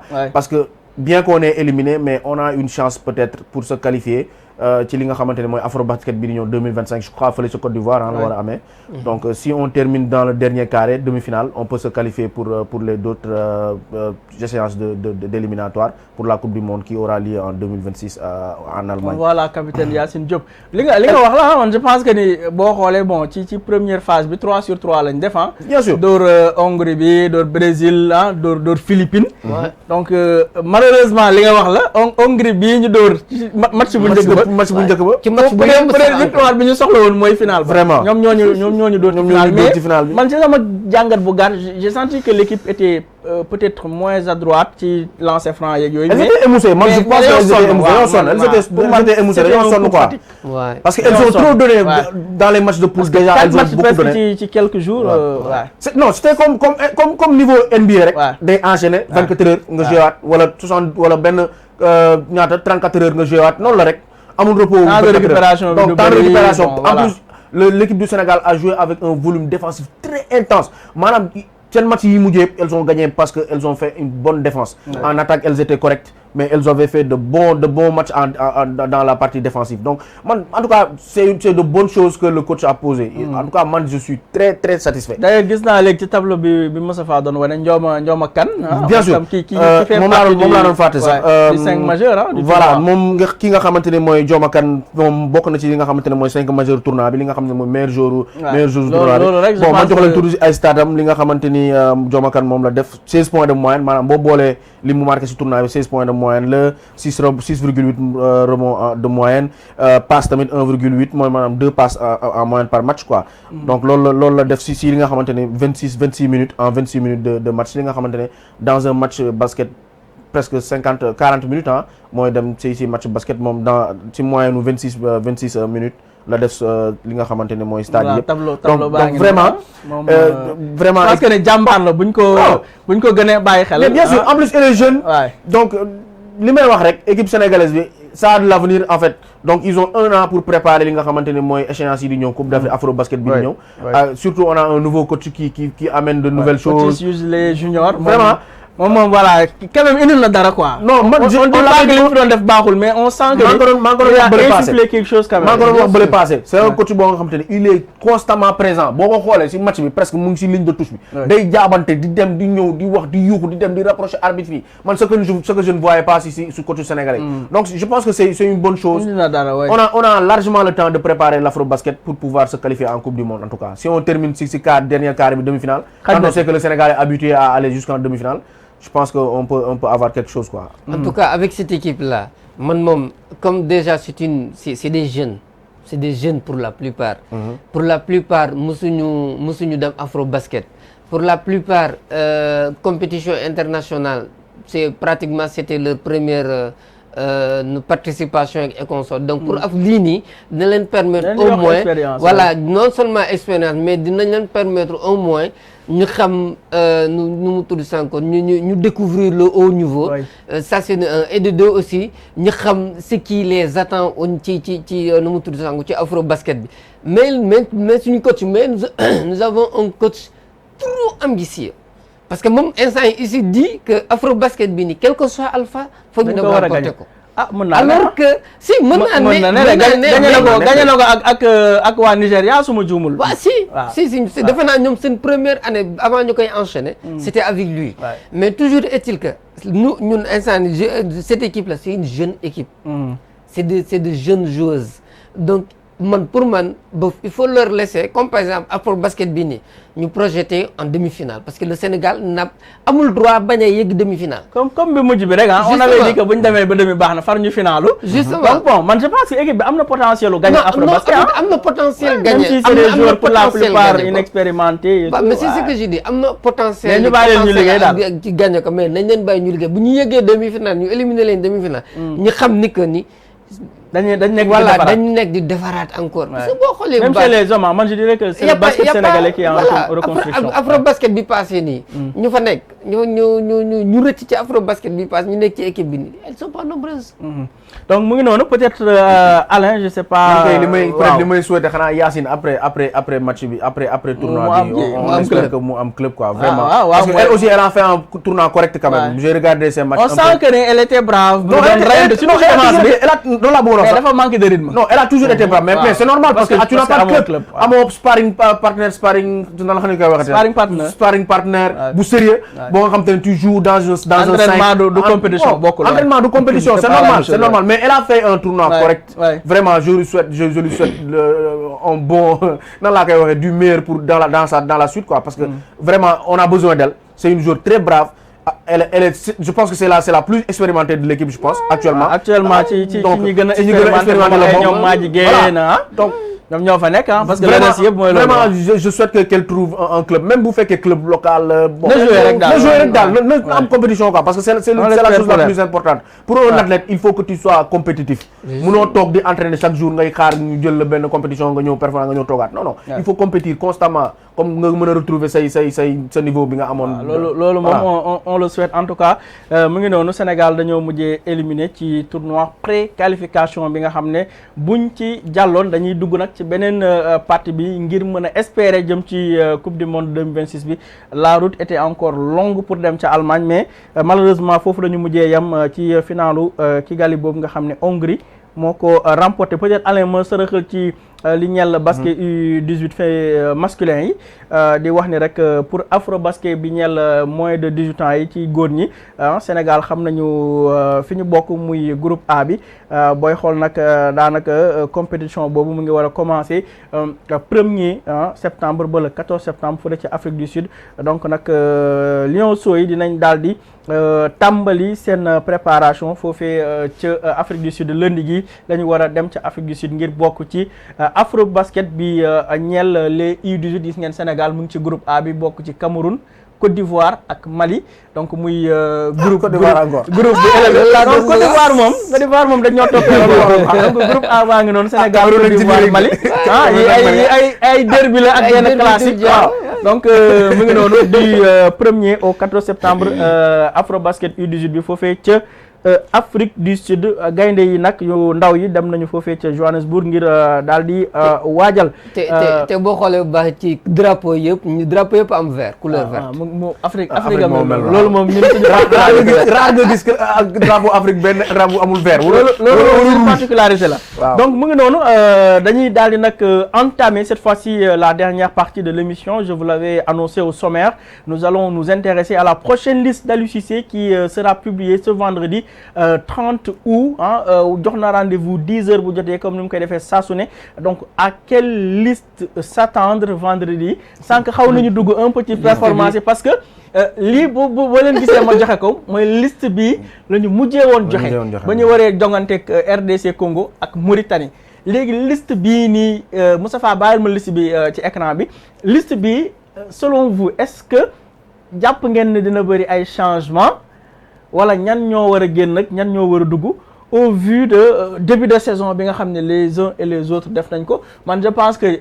Seny Dieng ak Edouard Mendy ak Mory Diaw pour man foofu du am mouvement même si Alfred ñëwaat na mais dafa blessé. Alfred dafa blessé moo tax ma ne ñëwaatoon na parce qu'il avait fait une bonne entame de saison. malheureusement il s'est blessé ba ma yéegee blessé ouais, malheureusement donc je pense que poste gardien yi bon du am mouvement Koulibaly bon. il est dans ce qu'il faisait mais Abdoulaye Diallo Abdou Diallo. c'est-à-dire que moom laa leen bëggoon fu mu toll fu mu nekk. bon fan la nekk ci jongante gi parce que bon. en tout cas il a j'ai l'impression que ni fi mu toll nii. Niakhaté ak Abdoulaye Seck. dañoo jël avance ci moom. mais bien sûr te Mikayil Faye ak Sangante waaw ñu ngi ci ginnaaw di buuxante donc attention à Abdoulaye Diallo. moo tax ma def la remarque bi sax. je rappelle que Abdou Diallo il évolue au Qatar turu club bi nag laay xaw a fàtte tuuti mais il évolue au Qatar Abdou Diallo donc. tu sais tey jii en défense je pense que ni si on maintient Abdou Diallo peut-être bon Kalidou Koulibaly Niakhaté Ablaye Seck Abdou Diallo il est en ballottage avec les autres. Ouais, non c'est qu'en fait il y a de ces dans une sélection. Il y a de ces joueurs yi nga xamante ne ils sont importants hors de l'espace de jeu. ah ça je suis d'accord. hors de l'espace de jeu. te Abdou Diallo dafa bokk ci ñooñu. te Abdou Diallo dafa bokk ci ñooñu. la preuve am na benn vidéo bu doon daw fàtte naa ci ban rencontre loolu à la mi-temps. waay c'est lui qui a galvanisé les joueurs. dama xamatul nag. c'est lui qui a galvanisé moo jóg jël ses responsabilités gisam gars mais bu ñëwee deuxième mi-temps tout le Sénégal a chanté. di wax gars yi fallait rester concentré le match n'était pas gagné. justement toog di wax ak ñoom. mais après le match ça suffit pour être titulaire wala même.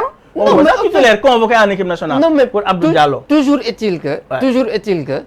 El Arabi voilà c'est son club au Qatar.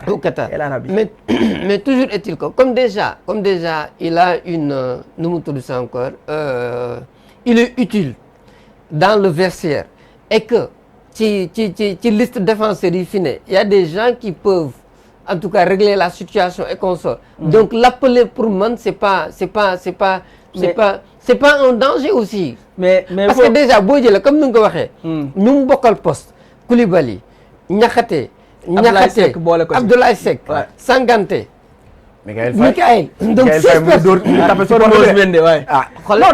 Mikayil ak Abdou Diallo pour man dañuy nekk ballottage ak Arouna Sangante moom la am 6 personnes boo jëlee 6 personnes 6 personnes te peut-être Seydou Sano bon mooy xaw a léegi donc ce qui veut dire 5 personnes nga nar a jël 5 personnes sur une liste bi nga xamante ne tu peux au moins mën nga ciy jël au moins 9 personnes nga jël 5 nga xam ñoom ñoo bokk poste sur une liste bi nga xam mën nga jël 9 personnes inclure ce genre de joueur. Donc ce sera toujours bénéfique pour tu le vois dans la liste malgré le fait que justement je le vois il a un peu disparu de la circulation moom demee Qatar ba léegi. Justement j'avais donné un jour l'exemple de Amara Traoré avec Mamadou Niang. C'était la même chose.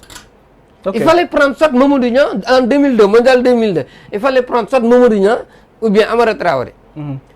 Bruno Metsu un grand coach qu'il était. Il a dit, Mamadou Niang, il a l'avenir devant lui. Moi, j'ai une compétition à gérer. Alors, et Amara Traoré est très utile. Là aussi, première et deuxième journée éliminatoire Coupe du Monde, Coupe d'Afrique bi la. Est-ce que tey c'est pas le moment justement pour Aliou Cissé mu ubbi carrément tanière bi. man je suis d'accord man ci li nga wax nii laa d'accord. waaw li nga wax nii laa d'accord. parce que là c'est le moment quoi. voilà dañoo ci moment boo xamante ne Sénégal dafa commencé di am benn genre rajeunissement. dafa nekk benn genre phase pas bu mag mais benn phase de transition bu ndaw boo nga xamante ne boo ko géré ça sera un problème dans l'avenir. raison de plus léegi nag yow bu fekkee ni tu as des considérations yoo xamante ne nga ni kii c'est un joueur boo nga xamante ne il joue un rôle important. non en fait boo defee loolu tu vas pénaliser d'autres joueurs. Tu vas pénaliser d'autres joueurs yoo xamante ne ils auraient pu être beaucoup plus utiles dans le terrain que un joueur qui va être utile sur le vestiaire. Mais c'est ce que j'ai dit toujours. Parce que ce qui est sûr mooy Abdou Diallo actuellement. mënul nekk titulaire. non loolu maintenant est-ce que sax dañ ko war a convoquer. c'est ça aussi que je pose. Mais c'est ce que j'ai dit toujours. d'accord ma nag ci Samsidine li mu wax mais nangul naa. mais toujours quand tu n'es pas performant on doit pas. loolu même si le taulier day soxla li Samsidine di wax nii xam nga si ban niveau lay am. je suis d'accord boo nee si benn compétition internationale nga jëm boo xam ne c'est crucial. nga war a dem CAN wala Coupe du Monde nga war a génn dëkk bi dem feneen forme ren da ngay toog foofu 15 jours 20 jours vous êtes dans un nan laa ko mën a waxee benn genre. benn camp bu fermé ku nekk ak say humeur jour bu nekk ak sa comportement jour bu nekk ak sa nan laa ko mën a waxee ak sa tempérament. donc toujours dans un groupe y a une personne boo xam te ne mooy doon benn pont si ñëpp si staff bi si joueurs yi là je suis d'accord mais là c'est des phases. d'ailleurs on se rappelle que mook Moussa Niakhaté y avait une petite histoire hein même si bon après waxtaanee nañ ko ci biir. c'est ça c'était pas méchant. mais là on est dans une compétition internationale boo xam ne ça prend au moins 2-3 jours 4 jours. pour ñu avancer est-ce que da ngay gis Abdou Diallo ci liste bi ou pas comme ça on va avancer rapidement daal di. bon vu les performances bu fekkee dañ ko teg ci ay performances dañ ko teg comme Aliou Cissé nu mu ko waxee boo jouéwul wala boo deful mais bon performance si c'est moom côté boobu il est un peu contradictoire. bon voilà non joueur bu footballul dama ko jël ko amul temps de jeu dama ko jël gis nañ fi ba temps yi waaw ay cas inverse joueur boo xam ne mu ngi beneen championnat ñëw blessé wala footballoo ñu woo la bon ça moom bon bu ñu ko tegee objectivement moom sincèrement bu ñu ko tegee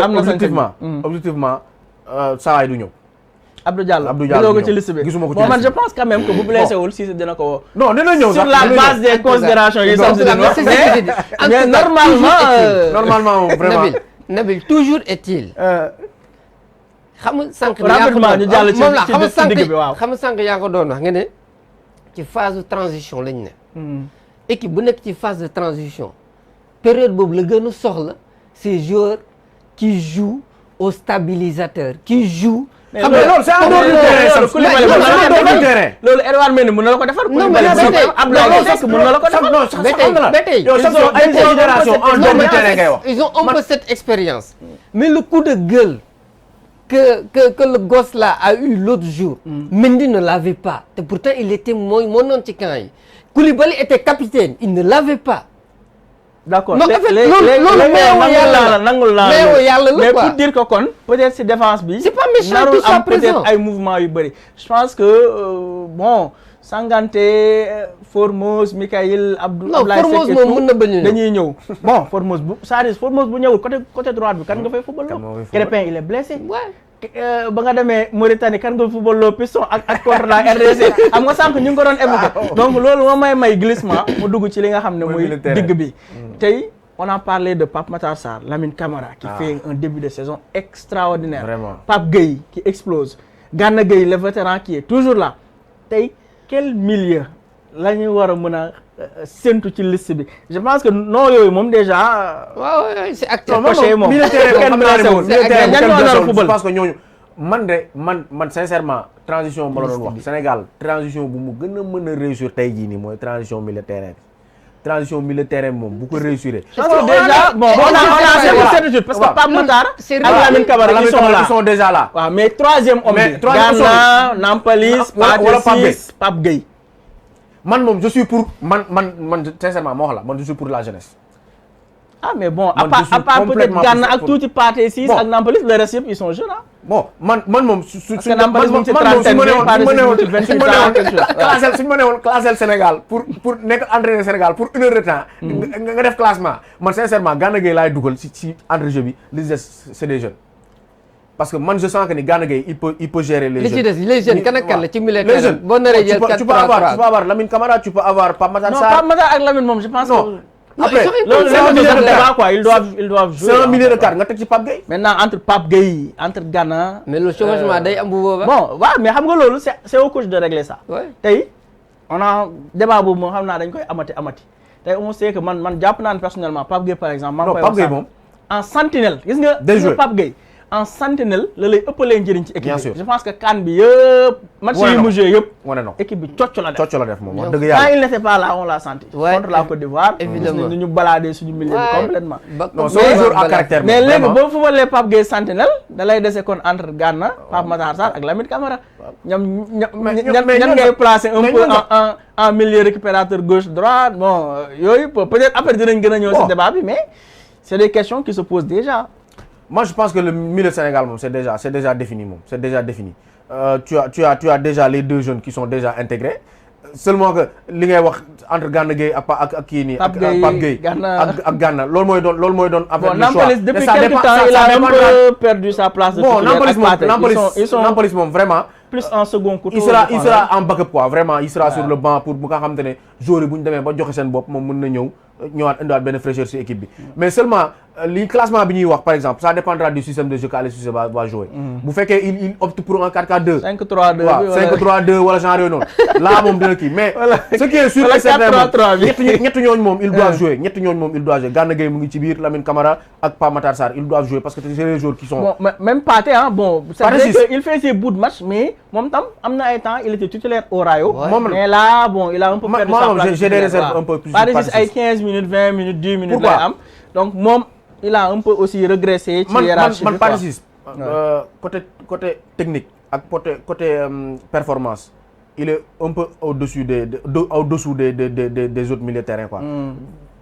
ñeneen ñi bu ñu duggee ils ont beaucoup plus. même si am na benn grinta benn hargne c'est vrai mais man en tout cas man personnellement je n'ai rien contre lui mais man je sens plus le jeu quand les autres sont sur le terrain à sa place que quand lui il est sur le terrain. waaw ñee peut-être am nañ touche technique boobu. voilà moom laa wax techniquement à côté performance. les autres sont au beaucoup plus. bon te da nga koy soxla ci sortie de balle yi conservation yi construction de jeu beaucoup plus à l'aise que lui quoi. bon moom bu ñëwee dina indi peut-être style nawetaan bi dëgër. day dëgër waaw moo tax sax parfois si sa dëgër dugal bu match bi xawee kii rek dans un match c'est pas tout le temps comme ça. c'est pas tout le temps comme ça on a besoin de joueurs quand le jeu est posé technique mooy daw. voilà tu nga joxe bal bi fii comme Pape Gueye lui il sait faire il est dans les deux registres. bu match bi tàngee day tàngal bu match bi seddee il sait jouer. mais voilà. Sauf que Pape Gueye parfois si le jeu est serré xam nga il est lent moom loolu mooy catam il est lent il montre une certaine nonchalance. donc du coup bu jeu bi serré te ba pare mu gaaw taf day réer.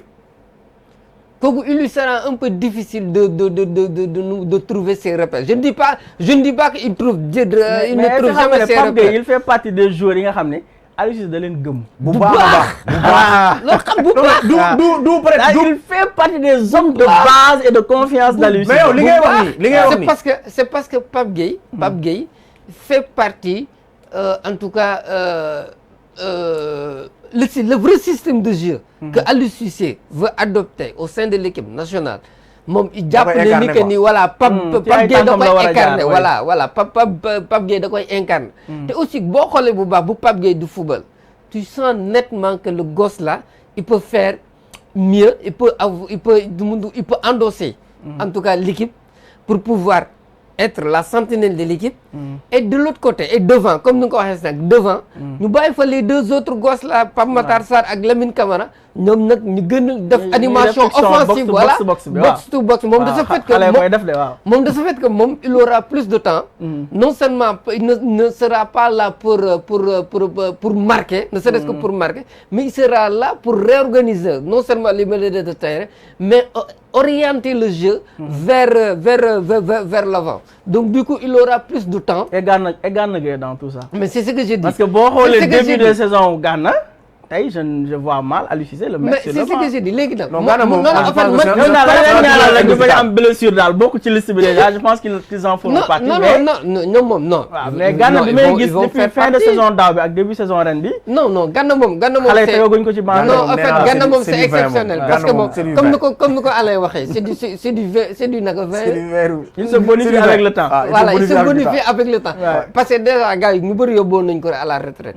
mais depuis la fin de la saison dernière début saison bi nii il a montré aux gens que màggata guma de man maa ngi fi ba léegi te booy lu ñu man mën naa la ko raw parce que maa leen ëpp expérience même à la CAN il l'a démontré parce que man maa leen ëpp expérience donc du coup on aura toujours besoin de lui certainement qu'il sera là mais maintenant reste à savoir tey ban cocktail la Aliou Cissé en fait man pour man créé ci digg bi non en fait man pour man c'est selon le système de jeu de l'adversaire moom ak Gana ak Pape Gueye moom pour man c'est selon le système de jeu de l'adversaire man foofu laa koy kan si su dee Moustapha mën nga ma indaatal tuuti liste bi ñu progresser un peu au niveau de l'attaque mais Moustapha man li ma bëggoon moom waaw définitivement Aliou Cissé ban bon loolu système de jeu après parce que question boobu moom sénégalais yëpp bëgg nañ koo xam c'est-à-dire que non mais je pense quand même qu'on n'a pas quelque part de bon c'est vrai que ñu ngi ciy tooñ ñi mais man je pense que c'est bien d'avoir plusieurs systèmes de jeu mais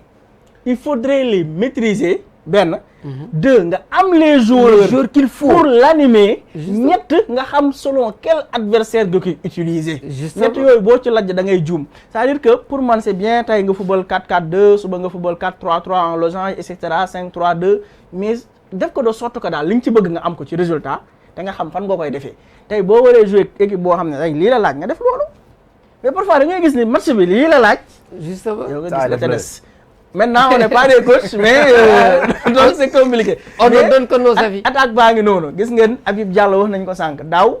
mooy loolu saison bu métti bu catastrophique. il vient de changer de club dem FC Damak foofee ci Arabie Saoudite bon est-ce que le temps est assez court pour ñu woo ko ou pas wala dinañ ko woo man je pense quand même que Cissé dina ko woo parce qu'on peut pas se permettre peut-être de passer à côté de Habib Diallo. Iliman également qui est du côté d'Everton. Ouais. 2 matchs pour l'instant là dafa gum en Premier League, il se cherche pas encore titulaire. Iliman, je rappelle, décevant contre la RDC. Décevant contre la Mauritanie. Je dirais même bon. Surtout contre la RDC. Wow, très décevant, vraiment. J'attends beaucoup d'Iliman parce que je sais que potentiel baa ngi fi. Ismaïla Sarr également, bon, fraîchement transféré à Crystal Palace mais qui sur le banc moom tam mu ngi dugg di mos. ay bout de match. Sima également mu ngi doog a dem Brest. Ouais.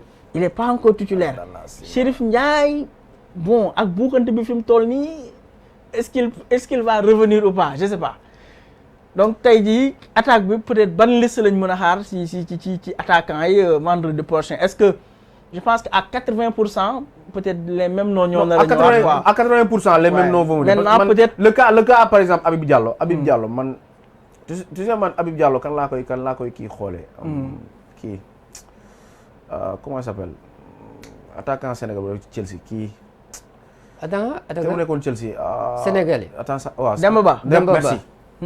Quand il est dans un match il est imposant en fait. day poser daal ci défense day poser ci attaque day poser ci défense. carrière boobu mu am noonu je pense que Aliou Cissé loolu la soxla ci moom bu duggee ci match bi il se donne à 100% de telle sorte que moom défenseurs yi koy approché wala yi koy vis-à-vis da leen di épuiser en fait. Loolu ça permet déjà aux joueurs du couloir aux joueurs qui sont un peu dans l'entrejeu de venir d'être à l'aise en attaque. Ouais, d'avoir de l'espace pour exploiter. Je pense que Aliou Cissé loolu la soxla ci Habib Diallo bien qu'il n'a pas qu'il a fait une saison catastrophique. Pilier bi neuf kilo boobu daal. Aliou Cissé il aime ça. Bon Aliou Cissé c'est un coach boo nga xamante ne il aime épuiser les défenseurs adverses. En tout cas man ba ma dalee seetaan Aliou Cissé ba léegi man loolu laa gën a seetlu ci moom. Tous les attaquants qu'il utilise il fait de sorte que ces attaquants là puissent épuiser leur vis-à-vis les défenseurs adverses pour que les Sadio Mané les Ismaïla Sarr puissent pénétrer facilement dans la défense man noonu laa ko gisee. booy xool dernièrement sax c'est à lui que Cissé a plus fait confiance. Bien sûr moo tax ma ne le cas Habib Diallo. Il a un peu profité de l'absence de Boulaye mais il s'est quand même imposé au fur et à mesure. Il s'est imposé ça. Il s'est imposé. Il a mis quelques buts. Mais côté bi ko Aliou Cissé soxlawee man en tout cas li ma seetlu ci Aliou Cissé lu mu bëgg ci attaquant sénégalais di ko def moom mu ngi remplir rôle boobu. Poser ci défense bi sonal ay adversaire am. Voilà, après il a mis quelques beaux buts, on se rappelle de son but. Donc je pense qu'il sera présent mais il sera même titulaire. Man en tout cas personnellement. léegi Nicolas Jackson ñu dugal ko fat parce que tey jii boo xoolee joueurs yi bon Sadio Mané on va peut-être revenir très rapidement ci moom xam naa ñu ngi xaabaabal mais tey jii boo xoolee Habib Diallo Nicolas Jackson bon peut-être Chérif Ndiaye ak Abdallah Sima on va dire ak Abdallah Sima ñoom ñooy les 9. waaw les 9 pointes. Mais pour man tey Nicolas Jackson instant bi il passe un peu devant. Ouais, évidemment et c'est pas photo. Même si moom it contre RDC jaay na fa suñuy bal mais quand même je pense que Cissé va encore miser sur Jackson. Évidemment. Ouais. Évidemment. Non mais en fait c'est une façon, c'est une manière de lui dire tiens jeune homme malgré quelles que soient les critiques que vous recevez de l'autre côté. En équipe nationale comme en club tout le monde a confiance en toi va montrer à ces gens-là que ce que tu sais faire. Moi j'en suis sûr et certain que connaissance Cissé genre discours yooyu bu ko naree dugal voilà genre discours yooyu la koy jox mu ne ko nu mu tudd sànq comme ni ko ñu bëri doon waxee contre la RDC il avait fait l'un de ses meilleurs matchs avec l'équipe nationale mais il avait manqué l'un des plus grosses occasions quasiment c'est-à-dire que moom c'est ça Nicolas Jackson.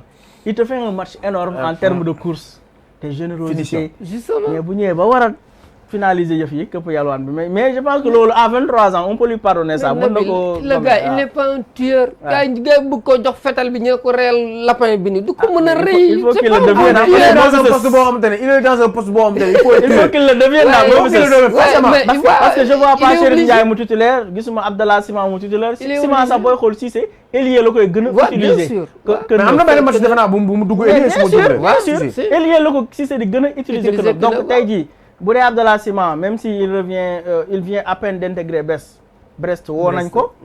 Bon on verra ci ban configuration. Sadio Mané également début de mercato bi yëpp ñu ngi naan day dem te man as tout li ma ci jot a xam man je sais que ni même s'il y a une communication qui a démenti l'information selon laquelle dafa waroon dem. man je sais que ni il était poussé vers la sortie pour mu dem. Ouais.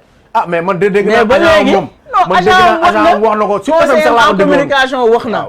moom en personne dama dégg agent en personne wax ko ne démentir ne amul benn. mais mais man je sais que ni il était poussé vers la sortie. bon peut-être que yow un joueur comme Sadio Mané ak statut bu mu am et tout mënoo ñëw rek xëy na il faut nga mettre les formes. c'est vrai bon Sadio ba mu demee Arabie Saoudite ba léegi man ba mu demee Liverpool sax laa man j'ai perdu mon Sadio Mané en fait. moom nga bu mu jógee Liverpool en équipe nationale moom il n'a plus brillé comme ni nga waxee woon keroog il gère ses matchs il est là il est décisif certes par ses passes par sa vision du jeu et tout mais il fait de moins en moins de différence. mais c'est ça. Et je pense que ni ci campagne bi parce que je rappelle que Sénégal day jouer ak Burkina le 6 septembre fii ci stade Abdoulaye Wade le 9 nga dem Burundi. Après Malawi peut-être mooy nekk sa kanam. Bon peut-être éliminatoire yi mën na bañ a ñàng mais phase finale u CAN bi bu ñu tollee xëy na il va falloir que Cissé dem uti ay CAN bi c'est dans 1 an. xëy na il aura le temps de se rattraper physiquement et puis si le problème est d'ordre physique parce que bon mais Nabil mais forcément un joueur comme Sadio Mané s'il est physiquement prêt kan moo koy téye Sadio Mané ba muy nekk ci top du top mais lan moo taxoon muy imposer c'était son physique son volume de jeu mais on ne voit plus Sadio Mané faire ça donc on va se poser des questions. Alain man en tout cas man de noonu laa ko jàppee man. Alain man Cristiano.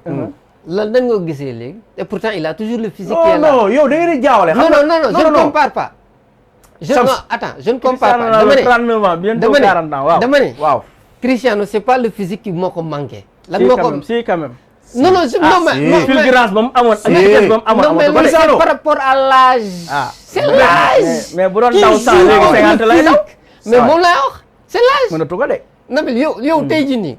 ton âge bi nga am ne li nga amoon li nga doon def à 20 ans mënatoo ko def. c'est normal waaw mais c'est l'âge. waaw loolu moom wax nga ko fi keroog ne Sadio. c'est l'âge. Sadio a pris de l'âge. Justement. Mais en tout cas on aura besoin d'un bon Sadio Mané. il a pris de l'âge il a combien il a quel âge. 32 ans. 32 ans 33 ans waaw. beneen bi tamit. keroog zone mixte. waaw doo leen ma ko laaj waaye man maa koy wax. mooy kii ba. problème système la. bon xëy na peut loolu tam loolu je pense que moom Aliou Cissé réglé nañ ko. mais c'est ça foofu laa doon bëgg a ñëw. non foofu laa doon bëgg a ils ont réglé ça depuis lors quoi. donc du moment où. dem na ba wax ko. du ñàkk peut-être ñoom ñaar. ils en ont discuté ils ont trouvé une meilleure solution pour tout le monde. peut-être que bu ñu ñëwee ci match yi nii. système bi dana changer Sadio Mané dina ci gis boppam. mais système boobu pour Sadio Mané gis boppam pour man Sénégal xam nga ci lan la ñu war a jëm. Sadio Mané numéro 9 équipe nationale du Sénégal. point. waaw pour man gis nga samedi. allez xam nga loolu kañ lañ ko waroon njëkk a testé. Jürgen Klopp. comme ko doon jëloo numéro 9. waaw loolu moom. ñu testé ci kii na ko expérimenté il a réussi Sadio il était bien en numéro 9. sincèrement. parce que loolu defe naa avant Jogo Jota doon ñëw la su ma jumulee avant Jogo Jota doon ñëw. période boobu la dafa amoon pas mal de blessures et tout. ñu sànni ko foofu. c'est vrai. tombel Luis Diaz ñëw. donc y avait ce choix entre Sadio Mané et Luis Diaz. mu bañ koo teg banc joué loo ko numéro 9 et Sadio Mané était très bien en numéro 9. tey jii Aliou Cissé je pense que ni mu entre guillemets gisee Monaco ni ñu doon utiliser Jackson ak Crépin. mu transposer ko en équipe nationale. il faudrait aussi mu xool Sadio Mané vitesse ba mu amoon peut-être d'ici 2 ans 3 ans yi di ñëw dootu ko amati wala actuellement sax peut-être qu'il l'a plus. mais tu le fais jouer en pointe. ah mais évidemment parce que si équipe bi man je me dis que tu as des joueurs yoo xam ne mën nañu occuper les couloirs. en fait Ismaïla Sarr, Abdallah Sima, Nicolas Jackson et tout. tu fais jouer Sadio Mané en numéro 9 pourquoi pas. reconversion d'un joueur ou d'un football excentré.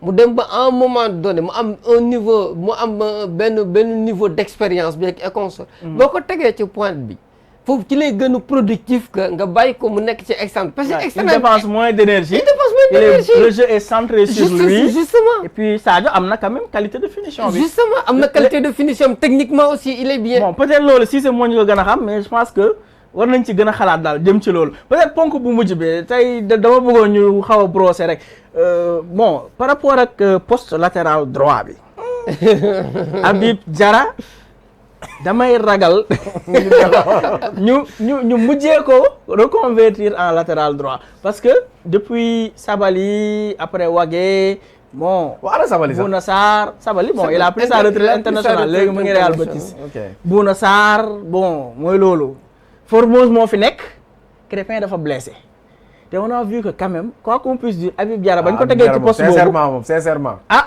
am na lu mu fa wane nag. waaye Sénégalais yi léegi dañ koy convertir.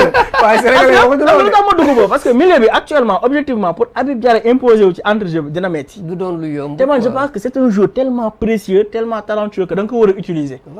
maintenant est-ce que Habib Diarra duñ ko reconvertir en tout cas en équipe nationale. comme latéral droit mais man loolu problème. sinon kan lay woo comme latéral droit en fait. man problème ñu jeexalee foofu débat parce que on a dépassé l'une heure. xam nga tey Sénégal il a toujours eu de bons latéraux. te suñu latéraux yi ils étaient tout le temps manqué nañ ko de waaw ci dernière année yi la quoi mais on a toujours eu de bons latéraux dañuy imposer en attaque et en défense mais tey boo ko tegoon tey si ay match yoo nga xamante ne peut-être phase finale Coupe d'Afrique est-ce que tey nga am benn équipe bu mel ni Côte d'Ivoire ñaanuma ko yàlla bon de toute façon suñuy vis-à-vis lañ boo ko tegoon nga am benn équipe bu mel ni Côte d'Ivoire nga am benn Adingra mu nekk si aile bi di la dawloo est-ce que moom dina mën a supporter loolu est-ce que moom instinct défensif boobu noonu est-ce que dina am repère yi automatisme yi loolu moo tax tey nga am benn latéral bu de métier bu assurer équipe nationale Sénégal mu important mais je suis mais ñun attention benn latéral de métier ci côté droit bi Formose Mendy j'estime beaucoup Formose gamin bu valeureux la jàpp njàmburam et tout mais pour man vraiment Formose amul niveau équipe nationale loolu man la concerne nag man la engagé mais je suis désolé. waaw mais évidemment mais Formose Mendy pour man amul niveau équipe nationale. pour nekk titulaire. di jox jeu bi laaj je suis désolé léegi yow boo amee Habib Diarra moo xam ne moo war a nekk doublure am Crépin blessé na amul keneen ku mun a football poste boobu comment tu fais. ak fi mu toll nii ak marché bi nu mu toll. mais tu as Habib Diallo bu ñëwee il peut jouer. Abdou Diallo mais bon Abdou Diallo du moins. Abdou Diallo c'est un gaucher kon boo day dépanner. mais il a l'instinct de défenseur. nga jëli benn Moussa Ndiaye le jeune qui était à Anderlecht football loo ko foofu. à moins que nga football loo ko nga fay c'est un gaucher. waaw contre nature la ñuy jouer. non en fait loolu. c'est-à-dire comment on peut pas ne pas avoir de latéral droit ci équipe nationale. non en fait ça c'est ginnaaw Formose ak Crépin mi blessé. c'est une question qu'il faut régler parce que même Crépin aussi tamit bu ñu fàttee ni que c'est un joueur reconverti en latéral. mais qui a réussi sa reconversion. mais on oublie comment s'appelle encore mu dem latéral Monaco sénégalais nu mu tudd encore sax comment s'appelle encore. Jacobs. Non, c'est à gauche. Il est à gauche. Ah ouais. Côté gauche. Il n'a pas encore pris son vieux vin. Côté gauche moo ko récupéré. En fait côté gauche en fait ñun loolu mooy suñu problème xanaa peut-être lenn. À droite tu n'as pas d'alternative. C'est ça le souci. ay Abdoulaye Seck Aliou Cissé xanaa xelam xalaatatul mu teg ko fa. même si c'est pour ay fin de match ak yooyu. Abdoulaye Seck ñaxate gis nañ ko fi mu jouer latéral droit. Abdoulaye Seck teg nañ ko fi latéral droit. En fait, le gosse là, il peut jouer. Il peut réussir. Non, Balo Touré gauche là aussi. Gauche moom mu ngi en essence de départ. ay latéral gauche rek la. bëri nañ fi mais encore quel latéraux gauche. Ouais, c'est ça aussi. Ce ne sont pas des Saliou Ciss. Qui sànni ma xeer kenn bon ñu daanalee foofu. En fait le gosse là. Il peut Habib Diarra. Il peut dépanner ci côté droit. mais ba kañ. Mais en fait xam li problème. mooy ni ñu koy utiliser bu ñu ko naree utiliser comme piston. boobu day gën a métti ci moom. mais par contre bu ñu ko naree utiliser comme arrière droit de métier. arrière droit ñu ne ko yow arrière droit nga. boobu ci lay gën a am nu mu tudd sànq flexibilité. pour s'exprimer comme piston justement. mais loolu nag mooy métti. loolu day laaj coffre. jeune la en tout cas c'est un jeune. waaw mais bon loolu mooy métti moo tax man pour man revenir à la traditionnelle 4-3-3 là. bu ñu xamal Aliou bu ñu xamal ñun suñu équipe bi man pour man ça c'est la meilleure solution. moo ñu jig daal moo ñu jig. ñu def ko on prend le truc donc bon on attend. peut-être après dinañ ci gën a ñëwaat ci liste bi pour xam. au-delà de tour yi peut-être y a des noms yoo xam ne dinañ ci gën a ñëwaat ñoo xam ne mën nañu prétendre à une place dans l'équipe nationale du Sénégal rien n'est figé. c'était un peu pour camper le débat xool peut-être liste bi ñëw. ñan ñoo fi war a mën a nekkaat à quel poste lan lañ mën a xaar ci peut-être suñu 11 bii di ñëw selon seen performance actuelle yi débat baa ngi noonu dañ ko ubbi rek mais dinañ ci gën a yaatal bu baax a baax plus match yi di jege. Je rappelle que Sénégal day jouer contre le Burkina Faso fii ci stade Abdoulaye Wade. Ce sera le 6 septembre. Au-delà de ça, il y aura un déplacement au Burundi 3 jours plus tard, le 9 ci li nga xam ne mooy première ak deuxième journée éliminatoire Coupe d'Afrique 2025 bi nga xam ne moom moo nekk suñu kanam. Donc foofu lañu jeexalee émission bi comme d'habitude rek ñun dañuy xaabaabal rek donc tey on a largement dépassé l'heure, mais di remercier la team Samsidine et Alain comme d'habitude, Mouhamadou Moustapha Diagne au niveau de la réalisation, assisté d'Ousmane Diouf, di leen sant bu baax di leen gërëm di gërëm ñoom Yoro ci infographie bi, Ibrahima ñoom Charles Lamine ñëpp équipe bi yëpp di jàpp ci liggéey bi saa su ne di leen remercier yéen ñuy suivre Actu Sport saa su ne. Rendez-vous lundi prochain incha allah, jaa ngeen jëf.